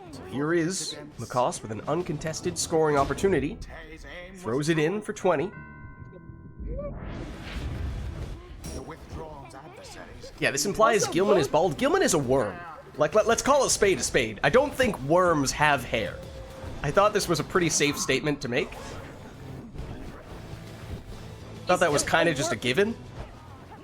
A worm is also a kind of dragon, and dragons have like spines or frills. Deluge has flowing locks? Wait a second. Does he Yeah, really? did you not see that? Hold on, I need to, now I need to go see Deluge's art. And it is Well, meanwhile, Macaws plunges in for the winning score. perhaps they Questions perhaps remain about the biology of the worms. Oh, there are the locks. thus end Ah. this night's proceedings. See? I was right. Until the next rite. I'm always right. I don't think anyone was contesting that Deluge had hair. Well, if Deluge has hair, then Gilman must also have hair. Maybe, maybe I not. have friends that are bald, but I also have hair. Yeah, not necessarily sure that's how that works. Okay, Lilac says, I want to see the orb fly out of the court at the fall of Solium. Okay, so one match, I think I was playing against Core, and you remember he like did a trick with the saps and the savages to get the ball like out of bounds. I want to see that again, basically. Are you guys familiar with how one sets this up? I am, yeah. Okay. So maybe that is all we need in that case.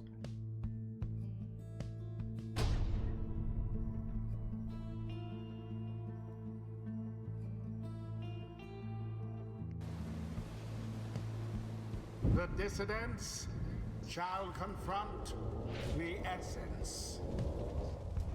Welcome, Who shall conduct the rites? Oh yeah, I forgot I'm player 1. Okay, Makas, what do I do? If you want to take the ball out, you need a sap. First, does the order matter? Order shouldn't You matter, just- right? Nah, you just need a sap. Okay,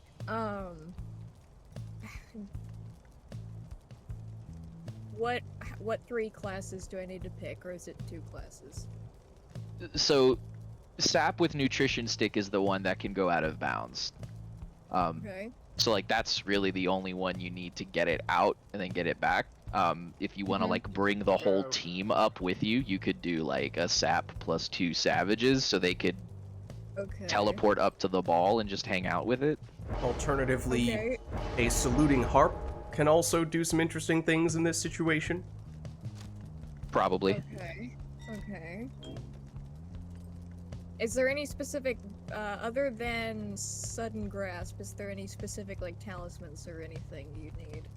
Nah. Tay. The cursed Stab, just talisman take- that prevents you from picking up the orb is kind of interesting, but we have had that happen on at least one prior occasion. Everyone take notes. Everyone take notes. Oh, sorry, look at that. Oh, the stream, looks like the... Oh, no. The stream image is down. I guess no one will ever be able to repeat this feat ever again. What a shame. No, go ahead. Wait, what? Why are you doing that? Why? It's a forbidden tech. I see. My apologies.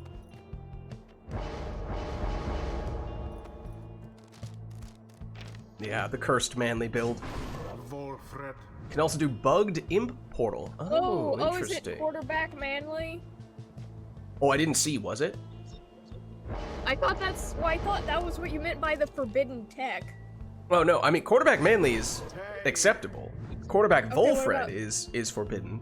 Just as speedy Ah. manly is forbidden. Ah. I see. I just mean that, you know, What? occasionally people derail rights by doing this. Ah. Well, I'm not here to do any major derailing. Don't worry. I just wanted to see a cool party trick.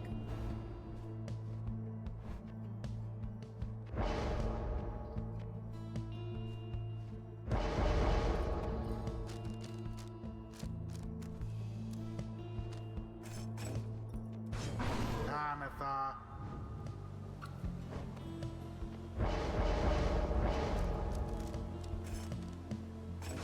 Alright, Messenger so imp. we shall see. I There it is. I shall ascend to greatness. Into right the there. shimmer Going pool goes manly. He's going off the screen. So on one prior occasion, we had someone do this, and then they switched over to a savage who had the cursed talisman that prevented them from actually holding the orb. So they were out of bounds, just juggling the orb off screen, unable to do anything. Banished. Incredible. And that was the case for several minutes. Wait, I would like to do this myself, please, because. Okay, okay, so I. There you go. Oh. Now we can have a stat battle. It's Way God true. intended. Battle for the ages.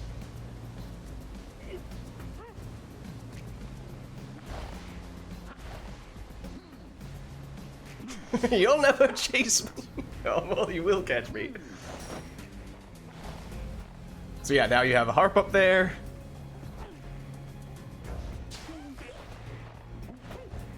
Not quite. Except it's a little hard to defend from that position. Okay, I've achieved my dream. Now we can fight to the death. You have ascended. The orb. Truly.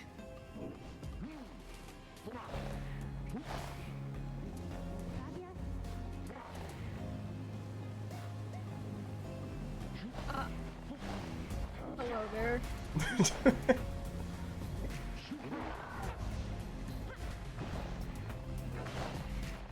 Oh no! A secret attack! The orb flies true. A sap descending from the heavens! Tay banished. It'd be interesting to see which, oh right, obviously you have the nutrition stick. I was gonna say, if you got a sap with the ranged throw, you know, you did an actual quarterback manly, would it be possible to have enough range to actually throw it in from up there? I don't know. The right is Because try it. I don't have a throwing sap. I just took the. You'll never find me! my.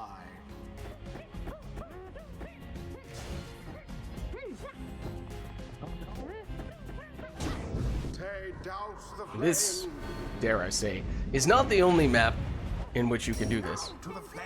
Wait, really? It is not. So, What? this is the biggest map in the game. Maybe not the widest map in the game, but there may be others where it would be more feasible to throw the orb in with a sap who's out of bounds.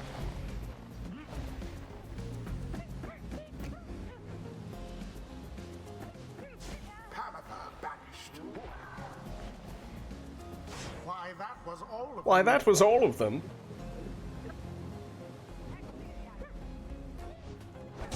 Beyond all reason, the flame. There's the rekindling, and it's 70. 7-0.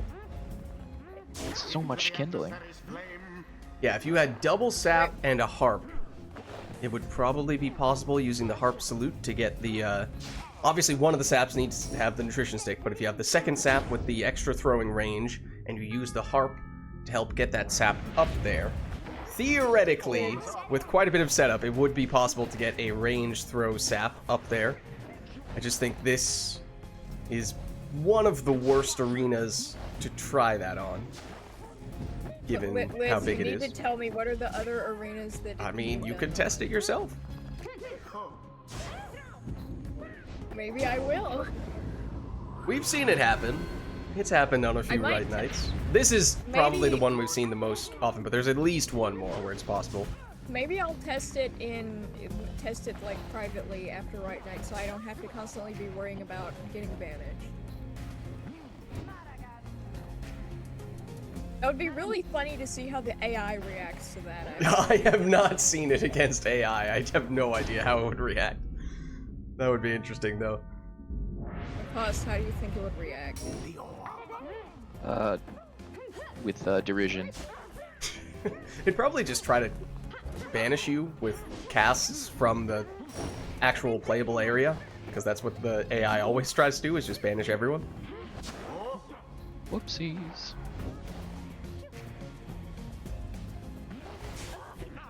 So, but I think what we learned from this is that the saps could ascend at any point in time. They just never chose to.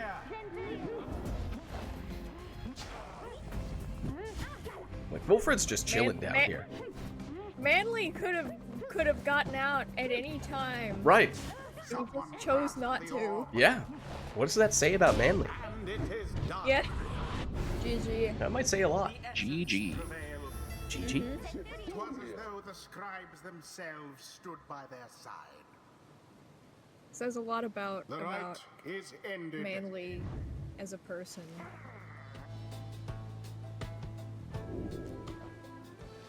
Until the stars align. All right. Was there anything else we wanted to see with this Lilac-Macaws matchup? Oh, I did just see that you disconnected, so I take that to mean perhaps not. No, I thought I could have Pyre. I have two instances of Pyre open at the same time. That was an Oh, I accident, see. I see. But you can't. I could do one more. Okay. Unless you like want to. Also. If my Twitch stopped freezing on me. Sounds like this is... Okay, yup. Incoming request from Lilac for the boat. Alright, so why don't we do maybe one more here between Lilac and Macaws, and then I know Murph had expressed interest in getting in. Was there anyone else who would like to get in? Because we're starting to get late enough that I want to make sure we still have time to make that happen.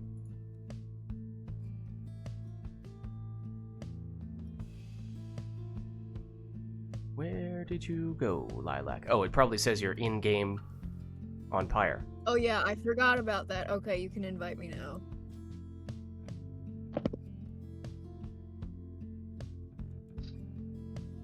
There we go. So yeah, Murph, if it still works for you, we could probably get you in after this one, and if anyone else is interested, we could potentially do a double switch.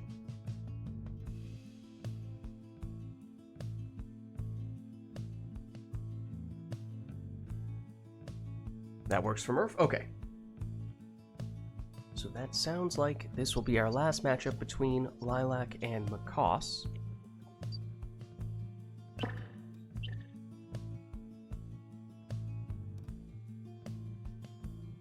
Okay, you should probably still have controls. Yes. Okay, good. Also, a very important question. What is everyone's thoughts here on Bastion? It's a good game. Have you Excellent. played it before, or? Yesterday I started playing it, and I am enjoying it greatly. Yeah. What about you, Macaws? My rotor says okay, but nothing special. I played Bastion when it released, because I'm old. Oh my god. Yeah, I mean, I think there are several ways in which the age of the game shows a bit, and the fact that it was their first game, but it's still good. The dissidents That was when everyone was like raving about the narrator being like the super new innovative thing that like no one had done before. It's just crazy how things have changed since then. Mm-hmm. Now all of Supergiant's games get a narrator, and all of them are Logan Cunningham. I mean, when you have a Logan Cunningham in your studio, True. you put him front and center on whatever microphone they're running over there. I don't know what the equipment they've got is. Some kind Also, of who's your favorite character from Bastion? I like the little blue guy you get. I can't remember their name. The drips, Squirt? the squirt, yeah, the little pet squirt you get. It's pretty sick. Mm-hmm. What about you, Liz? Ooh, that might be my answer as well. I like Zolf.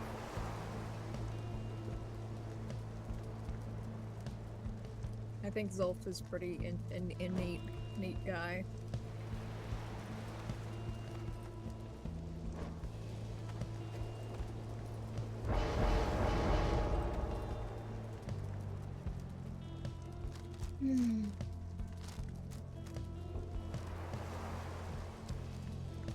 Right, yeah, there's Bastion DNA in every Supergiant game, so it can't be that bad. I think it's just a little more basic than the other games. You can see the ways that they built upon the Bastion foundation, which is almost a pun.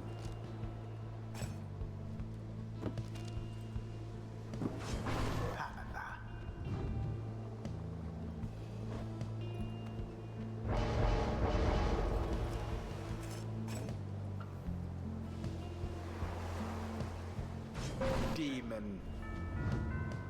Triple demons for Lilac. Yeah, Bastion actually wasn't the first Supergiant game that I played. I went in Transistor first, then went back for Bastion, so it's a little different for me from that standpoint. Here we go. Great music, obviously, as basically every Supergiant game has. Art as well, visual art. If you don't like Supergiant games' art or music, you're just wrong.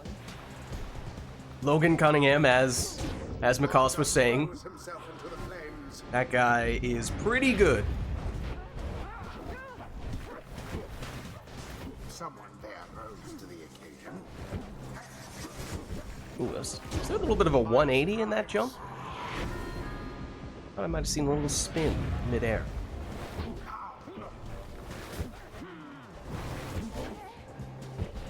Here's Orlek.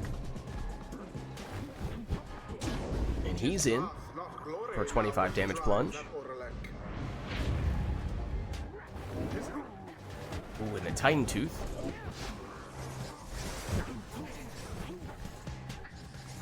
Protrude leaps in Flames grow weak. for 30 damage.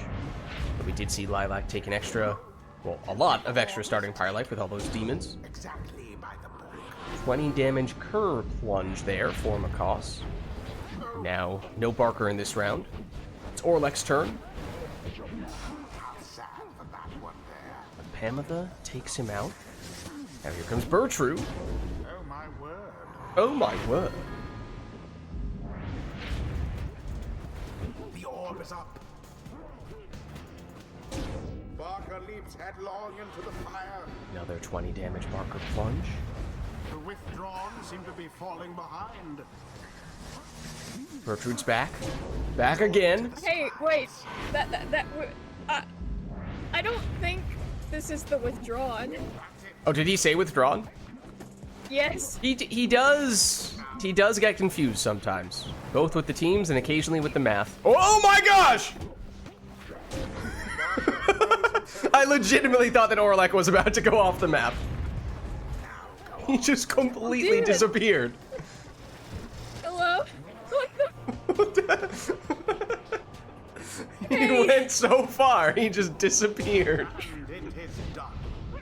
Oh, GG. Prevail. I GG. won. I think we all won. It was.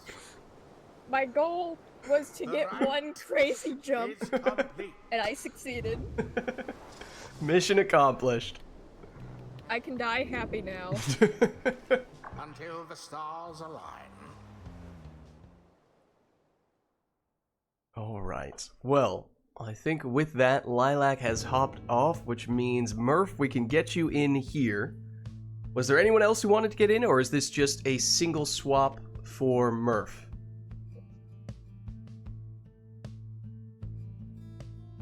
So this may be our last chance to get someone else in before the night is through.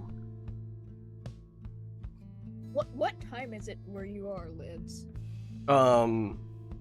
You see, time passes differently here. Uh-huh. And? Time is everything, and everywhere. Are you quoting something? No, it's just that time is a dimension, you know? McCoss, what is he doing? More like, when is he doing? Exactly. Well, I was asking because you always talk about like the night that's getting late at night and etc. etc. It's only like 4:45 where I am. Hello. Hello. Hello, Murph. So I am swapping out in place of Merv. Okay. No worries. I know GG's Lilac. I'm asking. No, I'm asking. Oh, well, that is a good question, I suppose, because I suppose we could have either you or McCoss swap out here, but then again, we did have the McCoss downplayed it, but did at one point say there was maybe some bad blood between the two of them. I don't know how real that really is. I've been playing It's for a pretty while, even so games. if Lilac wants to play more, I can hop out. Does that work for you guys? I was gonna say like maybe I can do like 1-2 matches against Murph, and then you two can like fight to the death. All this fighting to the death. I mean, whatever happened to just some good old sport? You know? Just some. It's not a game for Lilac. Pyre's life. It's a blood sport, Exactly. Lids. It's a matter of life and death. All right, I can hop out for a bit then. All right. GG's, Makos. Thanks for stopping by. Yes, sir. Okay. Let's see. Thank you for your third time that you've invited me. No worries.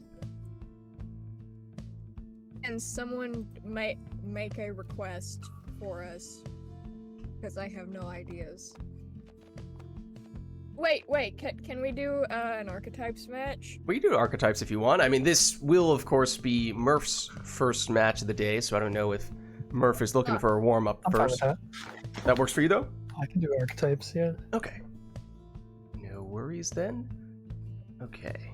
Oh, and Murph, which triumvirate do you want to be today?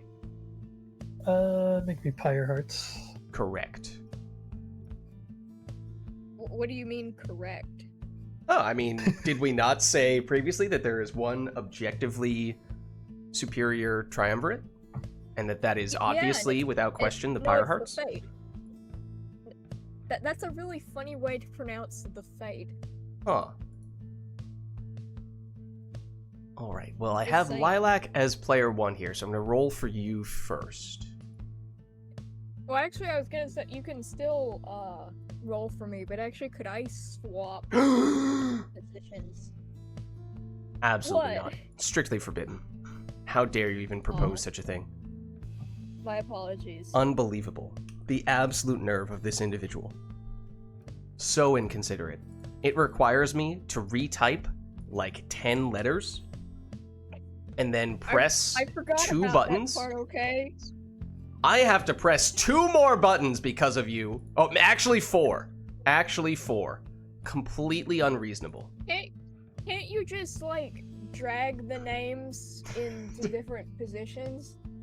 No, not really, because I have them set up so Oh. they're aligned. I'm It- assuming that you're jesting and that I have not. Yeah, no, I mean, I'm done. Do it. So it takes 30 seconds at most. Okay, cool.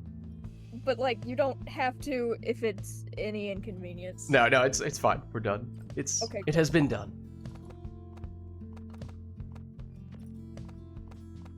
Okay, so I suppose in that case I'll roll for Murph first, since Murph is now player 1. Okay. Let's see, that means you have this, Murph.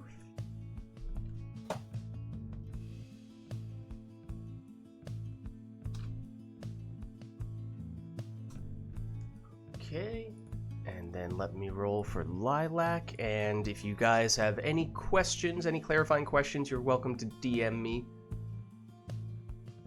And Lilac, you have this.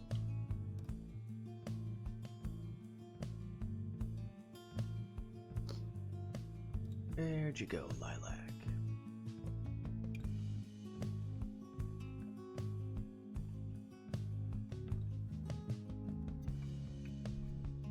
There we are. Okay, so again, you don't have to have absolutely every single character focusing on your archetype, but it should still be your focus. Alright, I can work with that. Okay, and Yep, we have a I think I Knights know of what the I'm Sea. doing. Okay, no questions, no clarifying questions, you both are good? Nope. I'm good. Okay, let's hop on in then. Let me just double check. It was song, but okay, nothing else. No arena, so we'll see where we land, as that may influence their decisions, or may force them to reconsider, depending on where we land. The Pyre Hearts Because it shall take on is the glade, which is very small, and the type of place that might who shall make them reconsider. the rights. We might have to switch up controls since we switched sides, I think. Ooh, yeah. Did you try unplugging, replugging? If not, then maybe that's worth giving a not. shot.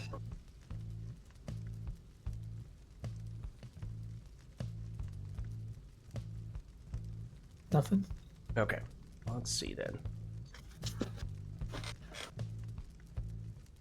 Oh, I mean, that's just silly. Why would we have player 1 be listed as being player 1? That's foolish. Any better now? I can try unplugging and replugging. Oh, actually, you know what? That was you moving on the pause screen, right? Doesn't move a little bit, but So what we could do... Well, let's just see if this works. Were you able to pause a minute ago? That's you? I still am, yeah. Okay, I think what I'm gathering here is if I give you keyboard mouse controls, I think if you just select your team with keyboard mouse, I think you'll be fine with controller once the match starts. I think it's just being finicky on this page right here. Okay. Hopefully. Hopefully that's all. Okay.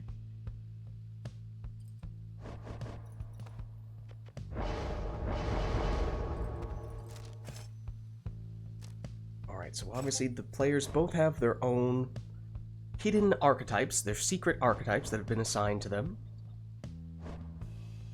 They've been randomly rolled. See how they choose to implement them. As it is a speedy saluting Bertrude in the first spot for Lilac.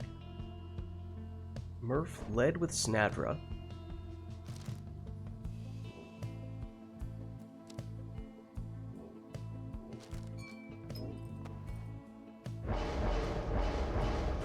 Is now going Typhoon Bottle on Volfred.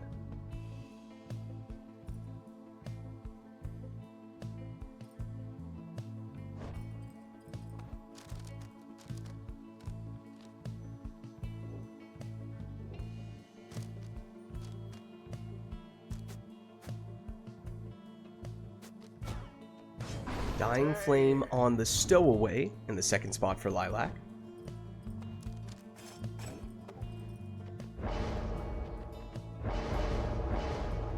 Speedy Tizo is Murph's last choice.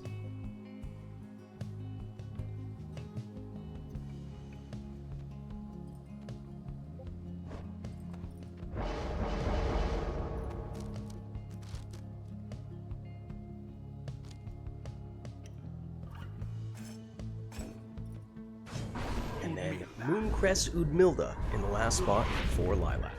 So here we go. Oh, Hello. I'm hello? That- still right side. yeah. Wait a minute. Wait. I just immediately saw what was supposed to be Lilac's team running straight into the wall, and I was like, no, that's definitely Murph. That's definitely Murph thinking he's running straight at the orb. Okay, let us do a Yeah, little bit of I'm shuffling oh. here. Wait, I thought I had Murph. I thought I switched Murph off of player 1. How did he end up back at player Good 1? old Steam remote play.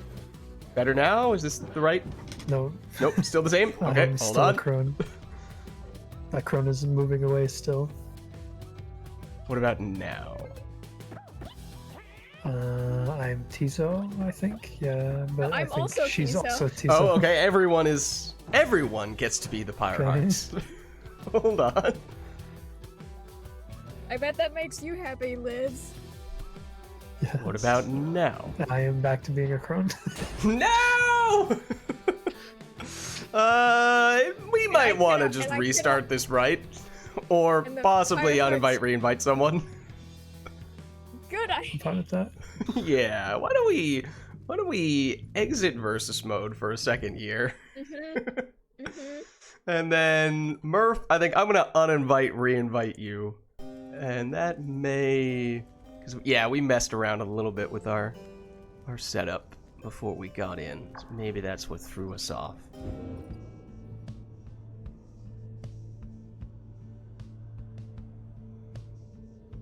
Okay, new invite should be on the way. hmm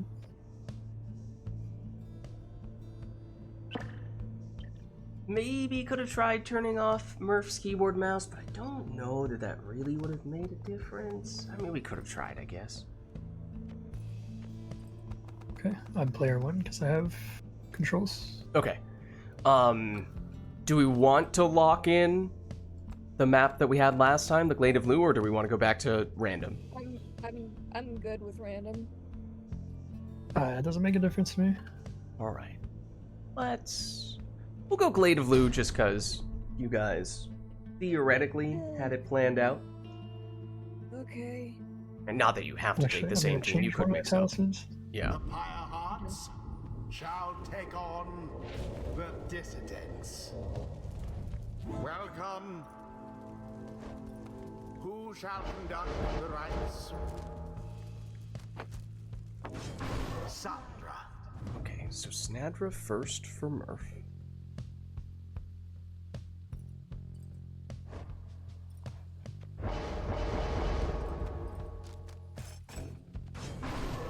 Speedy Bertrude for Lilac.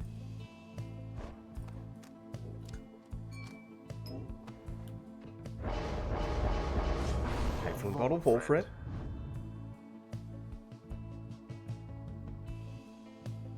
So yeah, you don't have to take the same team you took last time. If you guys want to make adjustments, that's perfectly alright. I did. I made my adjustment. Snuck it in there. Okay.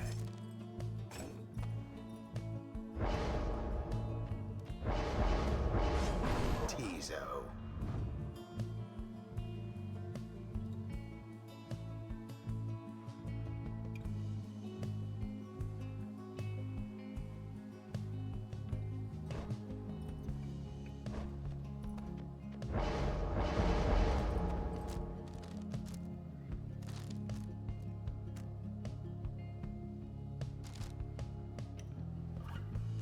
Lacoste, I think, is saying he's a fan of the double crone setup.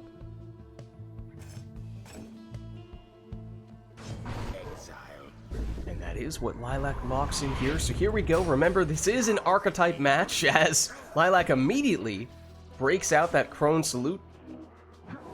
Not a lot Murph can do to stop that.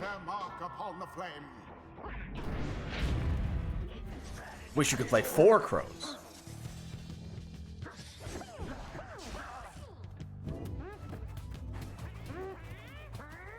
Tizo for Murph.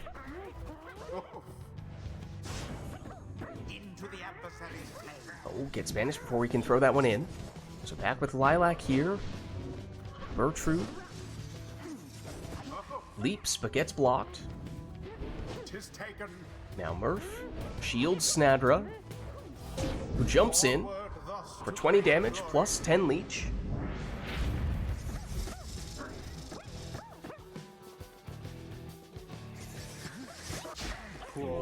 Lilac almost sped away, although then Lilac breaks out the other crone salute, plunging here for 30 damage. The dissidents best not grow overconfident just yet. Stowaway now, currently by herself. Down she goes, and that means at least at the moment, Lilac defenseless. Snadra had to cut the throw a little bit short though, just 14 plus 7 leech.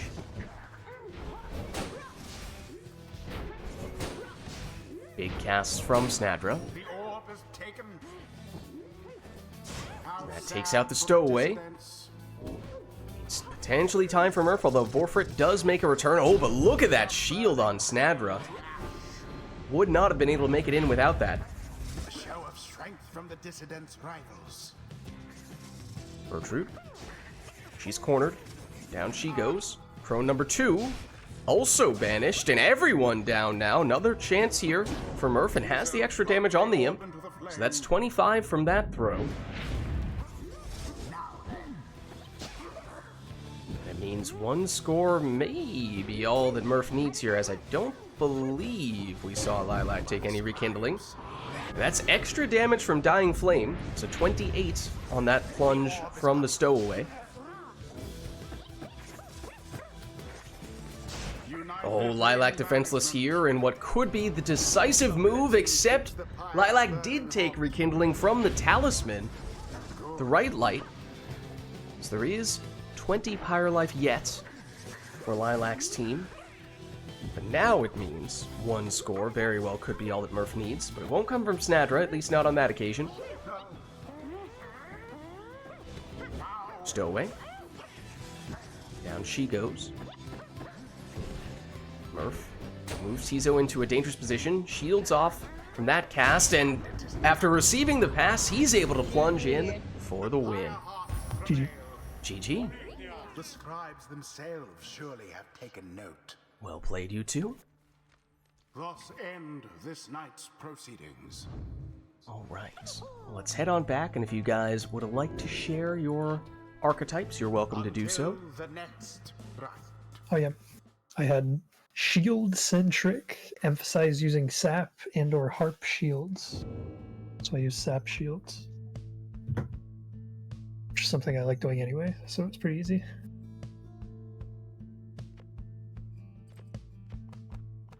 And then Lilac. I think I remember. I can double check. Yeah, Lilac had salute centric, right? So Yes. Yes. Emphasize using salutes. I'm not sure if I did that though. I mean, you used double crone salute. That's definitely at least 2 big salutes, even if they're not frequent. I don't know why I picked the least efficient. Did we even have a song request? I don't know. Well, now it's back to random. Did I just absent-mindedly go a full loop around through every song? Yeah, quite possibly.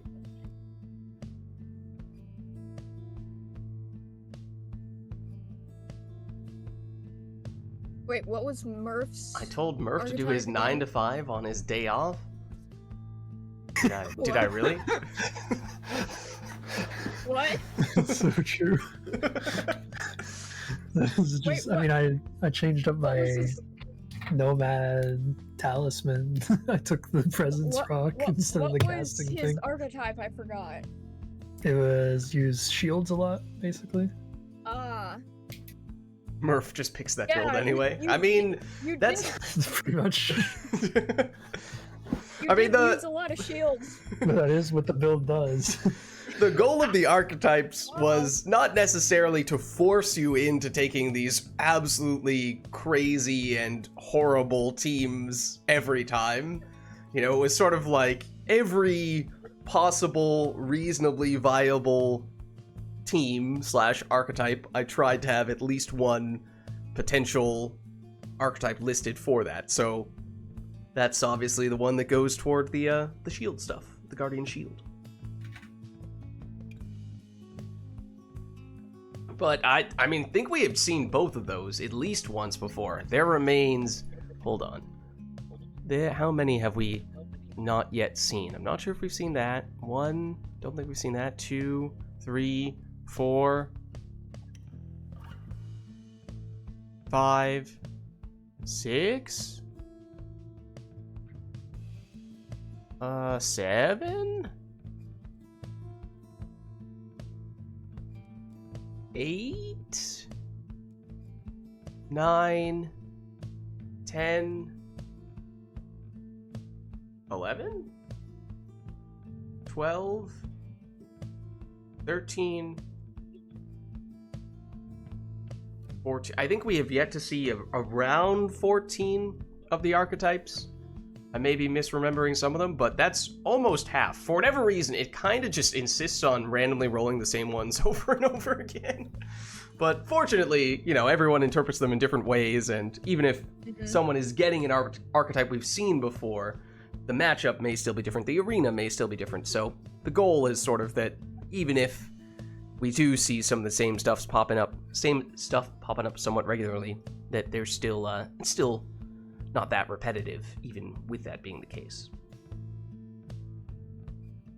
Okay, we have Never to Return Chastity Edition at the Spring.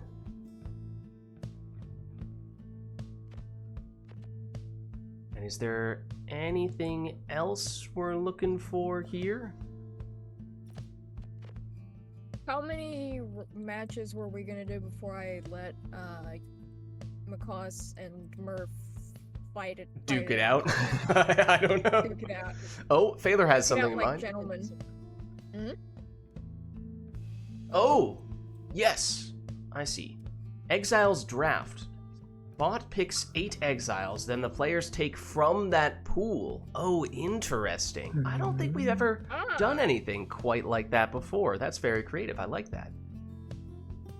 I like that a lot. Okay, that's a cool idea. Should we, Failer, should we do a snake draft? Or should we just alternate and basically always have one person taking first? I feel like snake draft might technically be more fair. Feel like snake draft is probably better. Is Snake Draft really more fair if we're only picking 3? I mean, with only 3 characters, I don't know if it matters that much, to be the guy who honest. goes first is still gonna get like a double pick on his last 2. Yeah.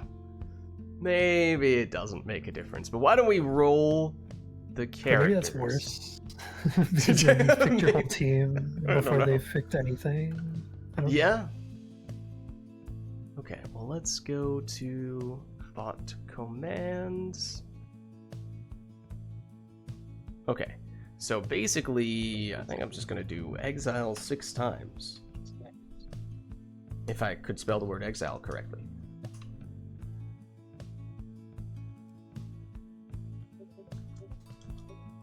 Don't know if the bot is gonna be able That's to a lot. process. Yeah, I might have done That's that too a lot quickly. of... I don't think I gave the bot a chance. There might be a way to... Oh, 8 times. Wait. Oh, you said 8? Okay, so there's going to be a few exiles to spare. Okay. Yeah, someone's That's getting interesting. stuck on the bench. Oh, is the bot still doing these? Okay. I think it is maybe still processing these. I'm not entirely sure. We might get a bit of a backlog here. Either way, we do technically need 8. Okay. I'm just going to do them one at a time. Maybe. Come on, bot. You can do it. You can do it. We're going to get, like, it's going to catch up at some point. It's going to rubber band, and then we're just going to see 20 exiles pop up all at once. So whatever the first 8 are, we'll run with those, even if we see more pop up later. Is there a command to make it just spit out multiple at a time? There are for some things, like if you do 3, you get both the Yeah. exile and the talisman, guess and then you we could could just just do that ignore the talisman. Twice. Yeah. 1, 2, 3, 4. Okay, I'll do a 3. That gets us to 7.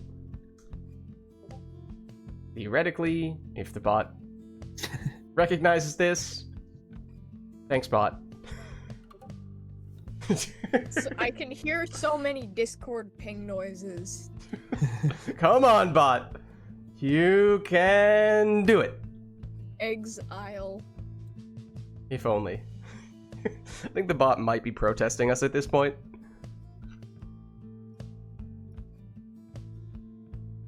There it goes.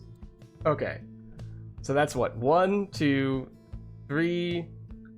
Oh no, 4. Yeah, 7. Okay, so one more. Unless we got any repeats. Did we? Got a Dalbert. Oh, we got a repeat? Dalbert twice. Okay, so we still need 2. I have no idea what's going on right now. That's okay. Once we actually get the bot to cooperate, we can confirm. It's just the bot is not being very cooperative at the moment. Okay, there's Palmas, who we did not yet have. So that means one more non-repeating exile. Come on. Come on, bot. You can do it. Discord dark mode user, I see. I mean, that's just the way to go. They're like a. Do There they we have go. a Discord light mode? Is that real? Yes! I use Discord light mode. Ugh, disgusting. Doesn't Okay. surprise me Mean. actually. Uncalled for. I think we have our 8 exiles we were looking for. So it's Dalbert, Lendl, Jody, Tamitha, Messenger Imp, Edwin, Palmas, and Gilman. Yeah, maybe just put them all in one. Just type them all out in one place. Just make it easier, which may or may not be what Baylor is doing right now. Just to consolidate them. Who's drafting first? Let me decide. There. Oh, thank you, Failer. Wait, who's the hedgehog? Is that? Huh? Who's that? Is that Palmas? No, Palmas is there. 1, 2, 3, 4, 5, 6, 7, 8. Yeah, what? Who is... Is it Viz Paleth? No, Viz Paleth's there. Who'd you call a hedgehog? Oh, Headwind! Of course. Of There is- course. There is a headwind emoji, you know. It's alright, I figured it out. I mean, you can put him back to a hedgehog. I mean, you're not wrong. You're not wrong. Headwind the hedgehog. Autofill.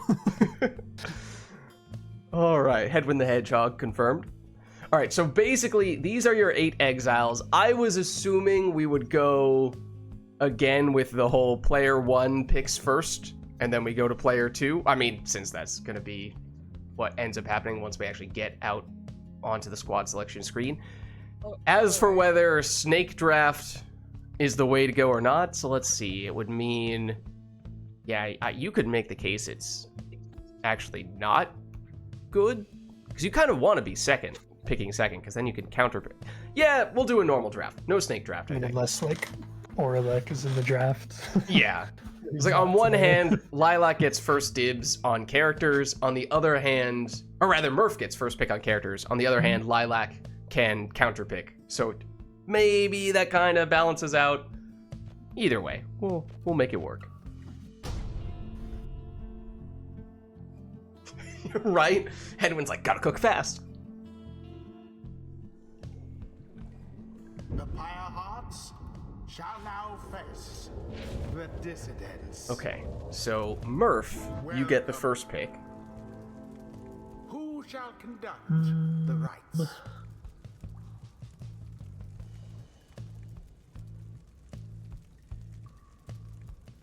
Give me the bird. Tamitha. Oh wait, I have to pick it. I was like, I mean, you can take her yourself. I don't know why. That shouldn't be me. Somebody is around. I was trying to give you Pamitha. Oh. Oh. I was tabbed out. But I am now tabbed in. There's not like a talisman's request or anything? No, right? no, I think it's just exiles here. I'll get the Vids. So Tamitha, officially the first overall pick. Okay, so what am I supposed to do? So, of those 8 exiles that you see the pictures of here, that Phaler has created, those are the 8 choices you have. Except Murph has already claimed Tamitha, so you cannot take her. So any of the remaining 7, Dalbert, Okay. Vizpaleth, Yeah, you're... Jody, Messenger Imp, Headwind, Palmus, or Gilman. And whoever you take, Murph is not allowed to take. I have a question. Sure. Why does Palmus's emoji look different in the text bar? Huh? Well, I don't know. Hold on. Hold on. I was like copy pasting it.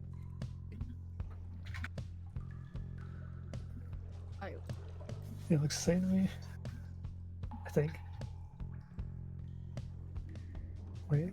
I sent it in Black Wagon. Okay, now I will be making my choice.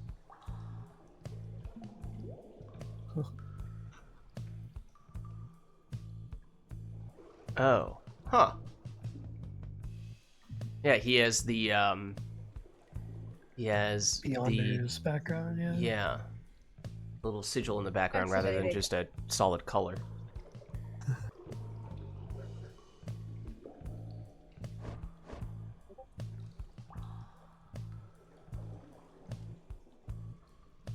It's because you're using light mode, it blinded you. Maybe that's Hey. why. Alright, so which character are you claiming in your draft, Lilac?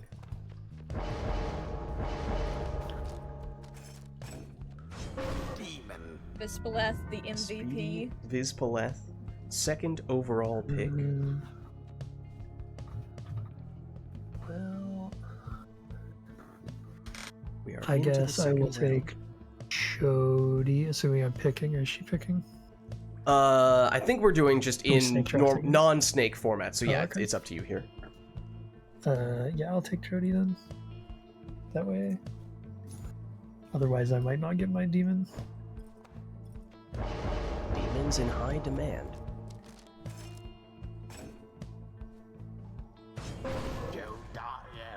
Alright, so now Jody is no longer available.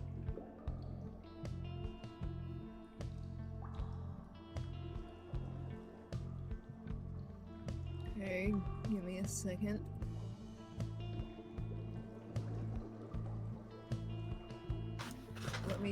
Which ones are taken again? Murph has claimed Tamitha and Jody, and you've already taken Vispaleth. Oh.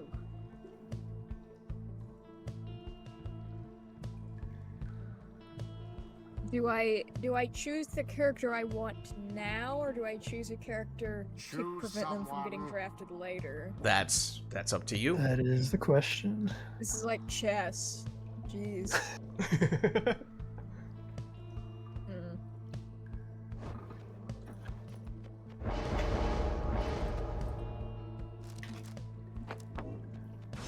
Dalbert. Alright, it's Dalbert. So now the last I'm pick. taking Messenger Imp. Okay.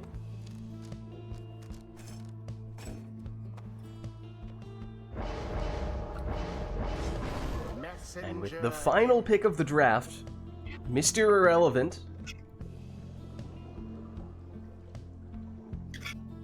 Excuse me? That's what they call the last pick in the draft. Who did you call Mr. Irrelevant? It depends who you pick. Depends who you pick. Yeah, who are you going to call Mr. Irrelevant?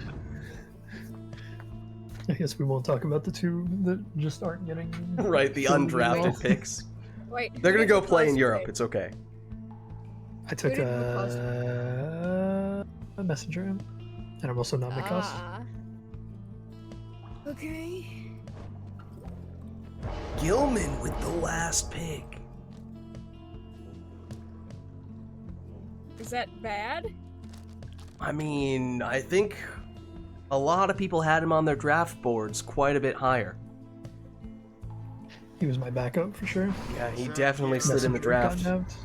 His interviews apparently did not go well with the team's GMs. Some questions about his injury history. The first dousing. Sir Grillman serving up scores at the BBQ. Someone there rose Well, this is our, I think, first ever time at least doing a draft format like that. I can't recall having ever done something of this sort. I've certainly done randomizers. I like drafts.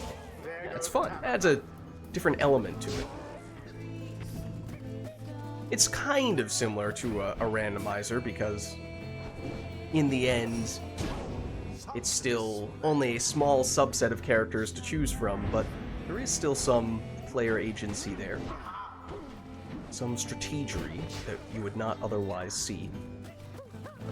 Strategery. Indeed. Murph sets up a dangerous portal and goes straight through it for a 20 damage plunge. With that first overall pick, of course, that is the key question is, can Tamitha live up to all the hype? Heard a lot of draft experts talking about her coming into the draft. They were praising her mobility, her ability to score. Obviously fly over the defenders as well, that is very valuable, and see to what extent Murph can capitalize upon that. But we also saw both teams putting a high emphasis on getting those demons with both the second and third overall picks. And there is Jody, that third overall pick, getting 28 points of damage from that throw, slightly less than maximum, but Murph can finish the job with none other than that first overall pick, As Tamitha. though the scribes themselves stood by their side. GG. The right I'm is assuming that done. was my last match. Thanks for stopping by. Good to have you, Lilac. GG's. And so Until the now stars align. Macoss and Murph get to duke it out.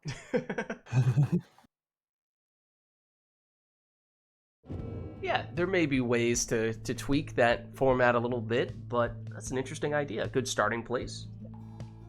And obviously, you know, Phaler said randomly select 8 exiles, which means there were 2 people who went undrafted, but you could make that list longer, and then players have more choice, or you could make it only 6 characters, and then everyone's going to be selected.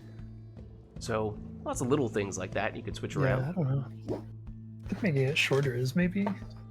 I like that idea more. You'd 'Cause rather then have you're it be forced 6? to take like a less optimal team. Like the more things you take, I kind of just got to like build the team that I always play. Okay. Which I guess if I got my harp or my imp taken, I couldn't have done that. But with there being more characters, it's like more likely that it's not going to get taken. All right. Macaws is saying he played for a while today. He does not actually need to get back in. Thaler is interested, though. So Ooh. we could do All right. some Murph Thaler action here. I see. And we do have Lilac requested another draft format. Let me get an invite here for... Where are you, Thaler?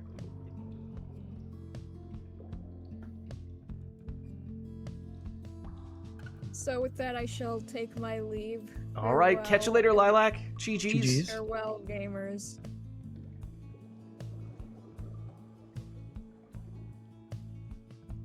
Heads up, Thaler, at the moment, I don't think you're popping up on Steam. There you are. Perfect.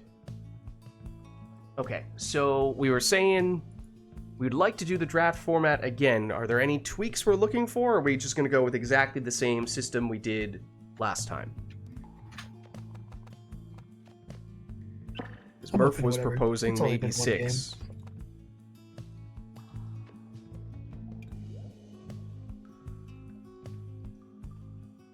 Well, that was... Yeah, that is... Wait, how I have Palmas on my server. Interesting.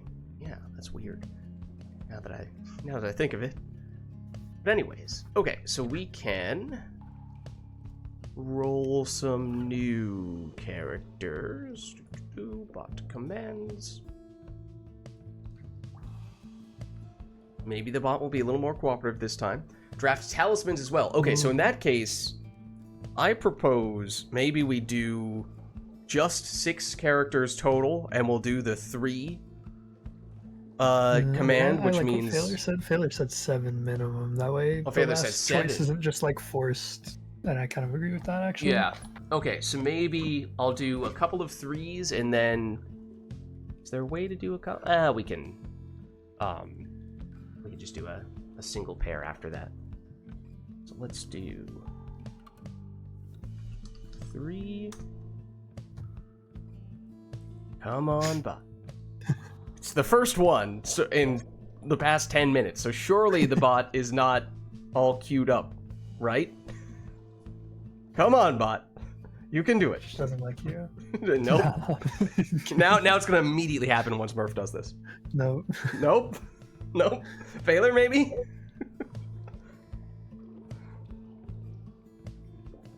No? This bot is having a bit of a rough There day we go. Oh, and of course 2 of them are Of Tizo. course.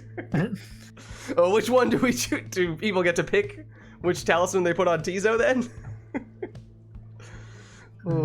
I mean, for drafting talismans as well, are we drafting talismans separate of the characters? So Or are we it was drafting Macaw the said characters with the draft talismans that as they well. deal? I was thinking that the easiest way, at least, to do that would be by doing the 3, and so that way you do have a talisman that's locked into a specific character, which could mean an otherwise good character. Talismans are their own separate pool. You have 7 talismans in the pool to start with. Yeah. And then you take from the pool. I That think might makes be the most easier. sense. Yeah, I like that too. Okay. So in that case, that means unfortunately more times we need to type things in for the bot, That's true. which is unfortunately a factor. Just spam the exile command, Yeah, and doing it. eventually, It's working. even if we only get 1 in 3 or whatever it turns out to be.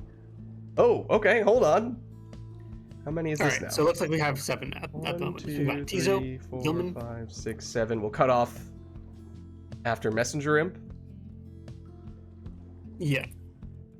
Okay. So that means all but 1 exile will be picked. So there'll be a little bit of wiggle room there.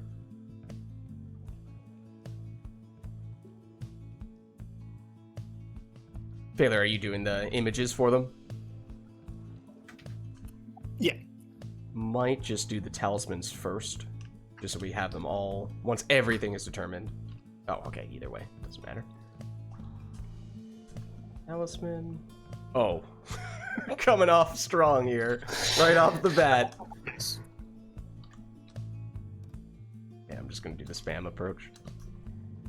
That's what, 3 at the moment. Come on.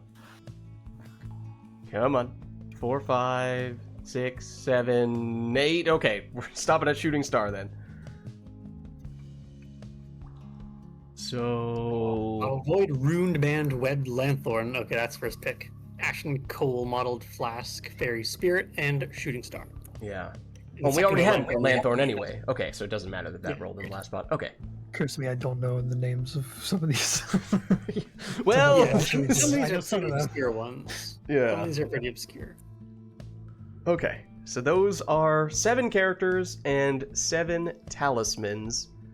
Why don't we get us... Oh, and Failer, you loaded in, is that right? Yeah. Can you just confirm which player you are here?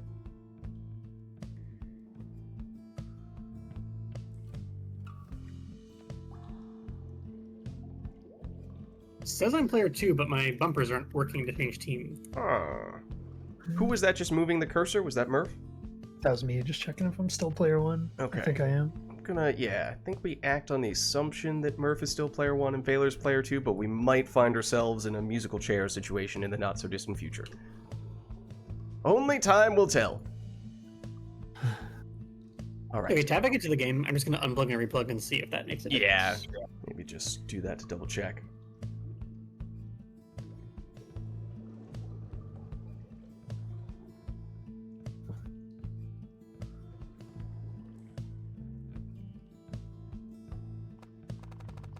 There we go. Okay. Fixes every problem every time. 60% of the time, it works every time. Alright, so let's load in and see where we end up, because that might affect your choices a little bit. And I think we probably still go with the same system we... Oh, that's a The boat. Pyre Hearts. Love it. The fate. I think we still go with the system we did before, where we just alternate every time, no snaking. The rites. Does that sound good? That's fine, yeah. Okay, so that means Murph, you're choosing both character and talisman. Do I have to draft the talisman I'm putting on character 1? I guess I think would, because so, I'm picking yeah. it now, right? Yeah, I think you're just picking everything for your first pick. So there's no, like, I pick my high-value talisman that Yeah, you goes can't on my reserve a late high value. pick? Oh, that's true, actually. That's Right. interesting. So you have to prioritize either the exile or the talisman, unless you have just the perfect combo. Yeah. I mean, or That's you just have to pick stuff that combos better, Yeah. Do you which is probably what I'm gonna do.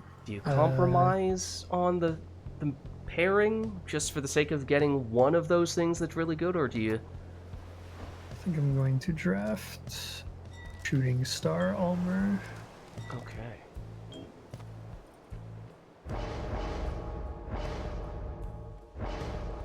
We're getting into 5D chess territory, I agree. So Banishing Throws Almer is the first choice. Now Failer with the second choice. There were a few very nice talismans, but there were definitely some that are quite unusual. And this is just a staple of so many teams, a Web Lanthorn Imp, so understandable to That's see what I was Failer thinking go about. that I was route. like, can I draft the Lanthorn with first pick and then not put it on my Savage? Yeah. But It's a tough think I'll be strategic okay. decision.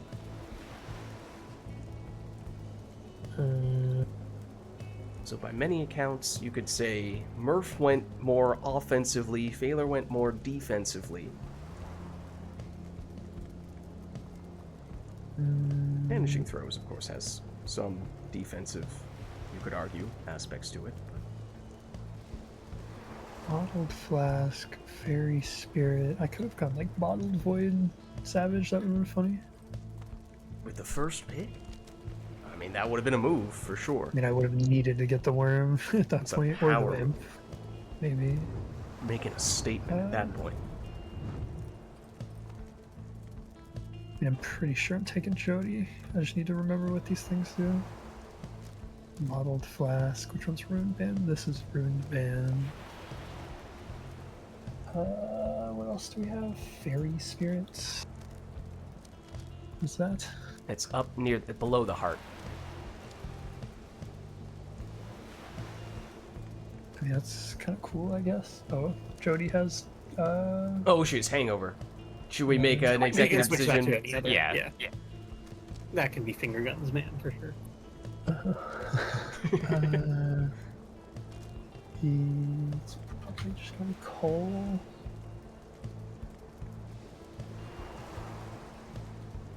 Yeah. 2 quickness worth it? No, I don't Oh, think so. Macaw says the superior demon. I mean, we know what Macaw thinks of Ignarius. We saw that earlier. That makes Ignarius the 3rd overall pick, 2nd for Murph.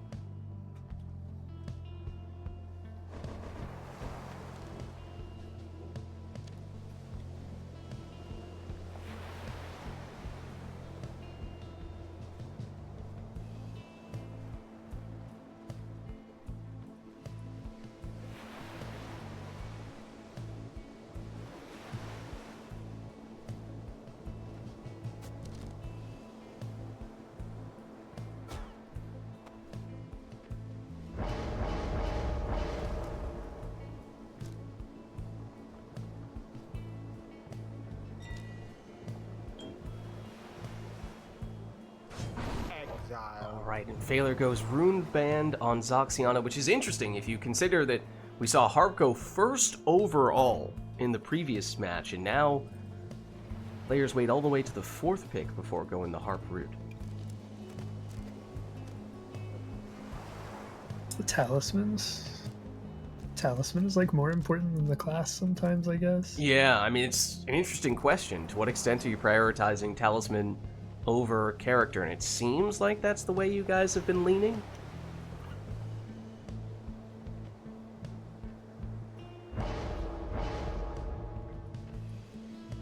And of course, this is Murph's last pick, and that leaves Phaler with the last pick. He's going to have only 2 options for both the Exile and the Talisman, so not a lot Phaler can do with what's left there.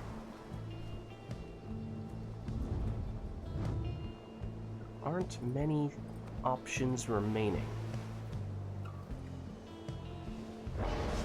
And we saw Gilman with the last pick in the previous match. Now he's 2nd to last with the Bottled Void. This time, Phaler only has 2 choices for character and only 2 choices for Talisman. And that probably means, given how we did not see very many Talisman options that were jumping off the page, these are not ones that we see people take very often.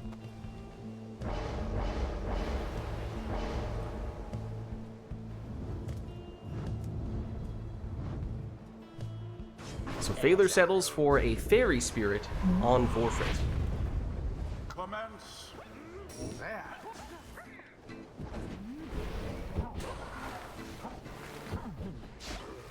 So This is our second match now with drafted both Exiles and Talismans this time as well, as Phaler gets it started with a 20 damage plunge from that fourth pick, Zoxiana. No prayer beads at all in this one, otherwise that very likely would have been the first overall pick. Gilman down. Phaler has a dangerous portal, and that helps set him up for a 30 damage plunge. Tizo.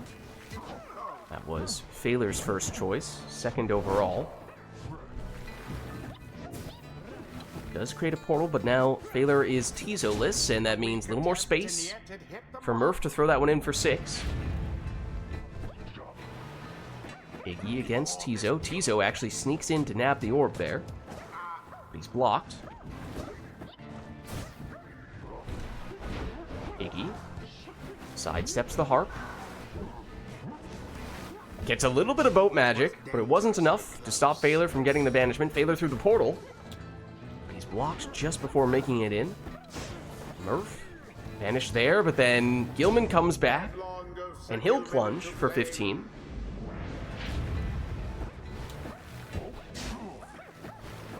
Simply monstrous. Murph defenseless at the moment. Phaler with time to move in his highest scoring exile, which oddly enough is the last pick. Oh, a little bit of boat magic for Almer there. Web Lanthorn activating there, the talisman that Phaler was eyeing. And now 20 damage plunge with the harp. The Pyre Heart's adversaries gained an edge. Tizo. But the other factor, obviously we saw players picking their favorite characters and or talismans at the beginning. But that also affected the order in which they selected the exiles. Like, Phaler has a Web Lanthorn Tizo, which is really great, but Murph was saying the reason why I didn't take that was because I didn't want him in the first spot, because that's not usually where you would put that kind of setup. And that is a bit of a factor. It does mean that Phaler oftentimes finds himself doing that initial orb race with Tizo, which he's not bad at. Tizo is pretty quick, but the Web Lanthorn isn't doing much for him offensively in that situation. So just a lot of little intricacies and implications how it plays out with this system. It's intriguing as everyone goes down on Murph's side, and the portal is there for Vorfrit to go through and set up this 30 damage throw, and that does drop Murph down to 5. Now go on, just once more. Oh, and Phaler was holding on to the Crone Salute. Murph has a tiny little alert, but that's not going to stop Phaler from getting that Vorfrit plunge. GG, GG. Adversaries GG. confidently thwarted. Thus end this night's proceedings. All right, well, let's head on back. Until the next rite. And I think it may be time for our penultimate rite here, our last one before the Liberation Rite, which Anor has come in. How's it going, Anor? To turn Customize off on this one. All right, so randomized Exiles, Masteries, and Talismans. Pyre Cube. All right, well, let us begin, I suppose.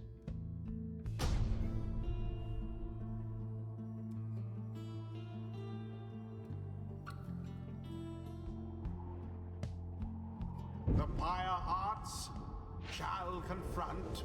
Blood Princess now has an idea for next week. Love it. Love it. All right, what did we end up with this time? The Customize off, it's Lendl, the Nomad, Udmilda, the Crone, and Palmus, the Sap. That's Murph's side.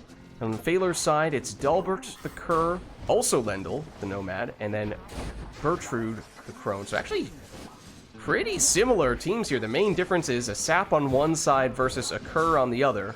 I suppose that is a pretty big difference, with at least that one spot. Masteries and Talismans may differ as well, of course. Huge explosive temper play there from Dalbert, although the orb inadvertently hit Murph's Pyre and bounced out, which slowed Phaler down. There's a Fairy Spirit, one of those talismans. I think it was the odd talisman out. Was it the one that the players chose not to take last time? No love for Fairy Spirit. The Easter egg is still there. It does persist between rounds. Until Murph eventually does take it. But then loses Lendl. That's okay. Phaler now picks up a new Fairy Spirit Globule.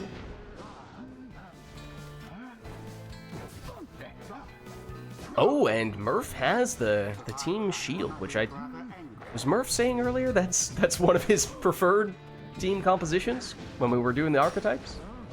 Perhaps. So that's probably a good sight to see for Murph, although that explosive temper, the casting curse setup for Phaler is proving to be pretty effective here.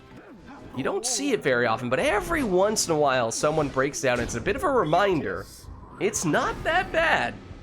Maybe a little bit unconventional, but it has some merit.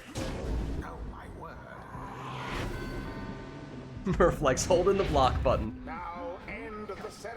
A one score, potentially all that Murph needs here, but here comes Phaler. He's blocked, though. Murph moving in with Palmas. Oh, and then... Wait, who did the exploding there? Palmas. It was Palmas. He just ran in and exploded, taking almost everybody out.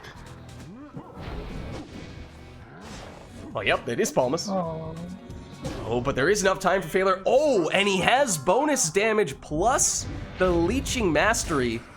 But Murph has the Crone Salute. Oh, man. The twists and turns. It's not enough damage. Phaler holds on because of that Leech that he just broke out.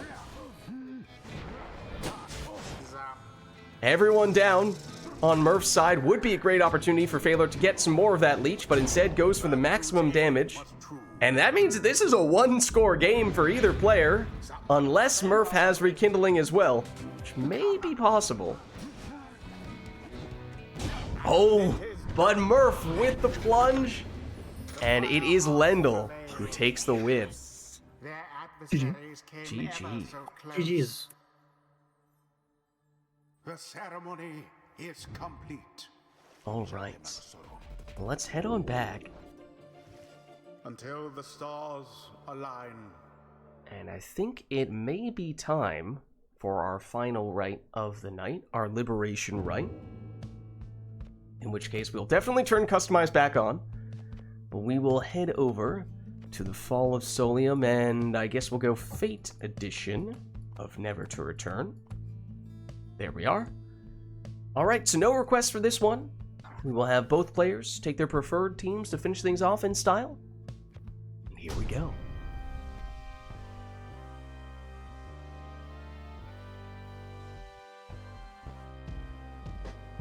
Greetings, exiles. You heed the summons to the Fall of Solium. Here you shall be tested by your adversary. Cling to whatever shred of hope you have. Fire hearts, stand prepared. The fate, stand ready. Now, let us begin. Alright, so as we said, this will be our final rite of the night, our liberation rite. So no requests from chat for this one. And it's been a little while since we saw the players take their preferred teams, and maybe after all those drafts, it makes you wonder, hey, what do the players actually prefer to take? Well, it's a Titan Tooth on a harp for Murph, and it's Prayer Beads on a harp for Phaler. That does seem fairly consistent with what we saw earlier.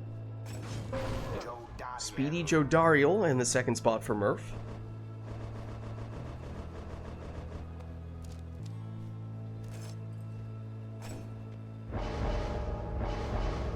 Phaler goes Speedy Ignarius.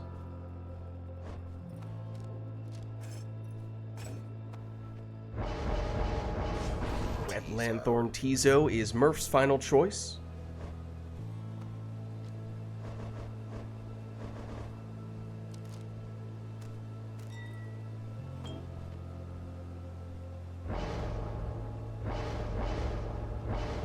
failure goes with the quick throwing palmus. So alright, here we go, our final rite of the night, our liberation rite. Murph on the left representing the Pyre Hearts, and Failure on the right representing the Fate.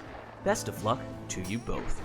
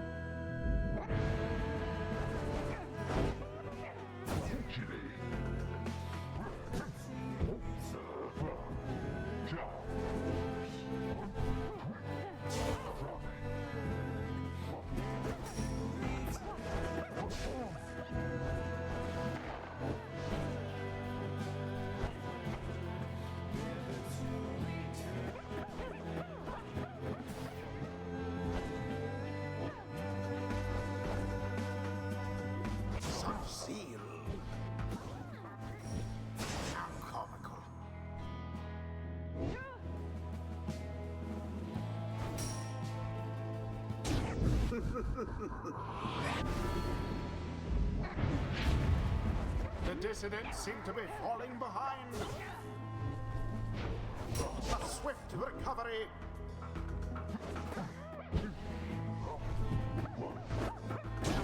Ignatius deals a crushing blow against that Pyre. Your victory is at hand. Ah.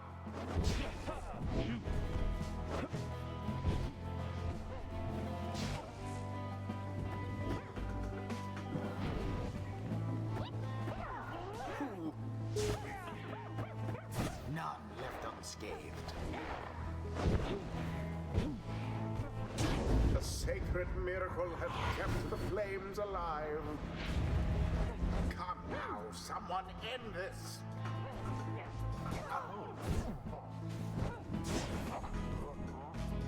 And there it is, at last. And there it is. GG. GG. Great match. Of their adversaries, the same cannot be said. Well played, you two.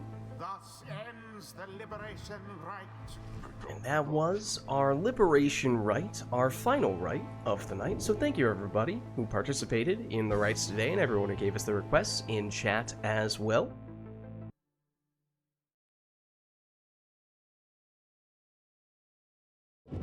I am going to hop out of Discord, but I will catch you guys next time. Mm-hmm. Alright, let me also free them from Steam Remote Play. Let's see if they have not already fled themselves, which they may have. No, hold on. Be free. Okay, I think they're good now. Alright, so as I was saying, that was our final rite of the night, our liberation rite. So thank you to everybody who participated in the rites today, and everyone who gave us their requests in chat as well. Love to see some new types of requests, and hey, maybe it's the new Pyre draft meta. You love to see it. But anyways, this was of course Pyre Community Right Net, and if you're interested in getting more involved in multiplayer Pyre, then the best way to do so is by joining the RITE Club Discord server, which you can do by clicking on that link right there. My name is Lids. I'm hosting these RITE Nights, but actually my streaming schedule for next week is going to be different because I am going to be out of town over the weekend. So I may be able to do some sort of stream on Tuesday, but that might be it.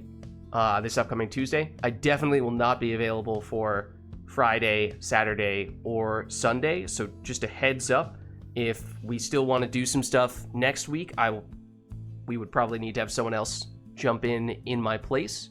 But usually we'd be doing some combination of Path of Exile 2, First Descendant, Mass Effect Andromeda multiplayer, Mass Effect 3 multiplayer, and obviously this, Pyre multiplayer. So might be able to squeeze one of those things in on Tuesday, but that may be the extent to which we're going to have streams this upcoming week. But Lids Vids on YouTube as well, posting the VODs for all those streams, so if you missed anything, you can catch that stuff there as well. Also doing some Hades 2 videos straight to YouTube, in addition to, we previously did one Path of Exile 2 build guide video, and I'm currently working on and hope to finish soon our next one, so be on the lookout for that too. But if you haven't done so yet already, of course, you can also hit the follow button to get notifications when I go live. Also at Lids Vids on Twitter. I post them when I go live as well. But actually, the best place to stay up to date on all things Lids, especially on weeks such as this upcoming one, where our schedule might be a little bit out of the ordinary. The best place to stay up to date on that stuff is right there, my own Discord. But that's going to be it for me for tonight. So thank you all for watching. Hope you enjoyed the stream, and I'll catch you next time.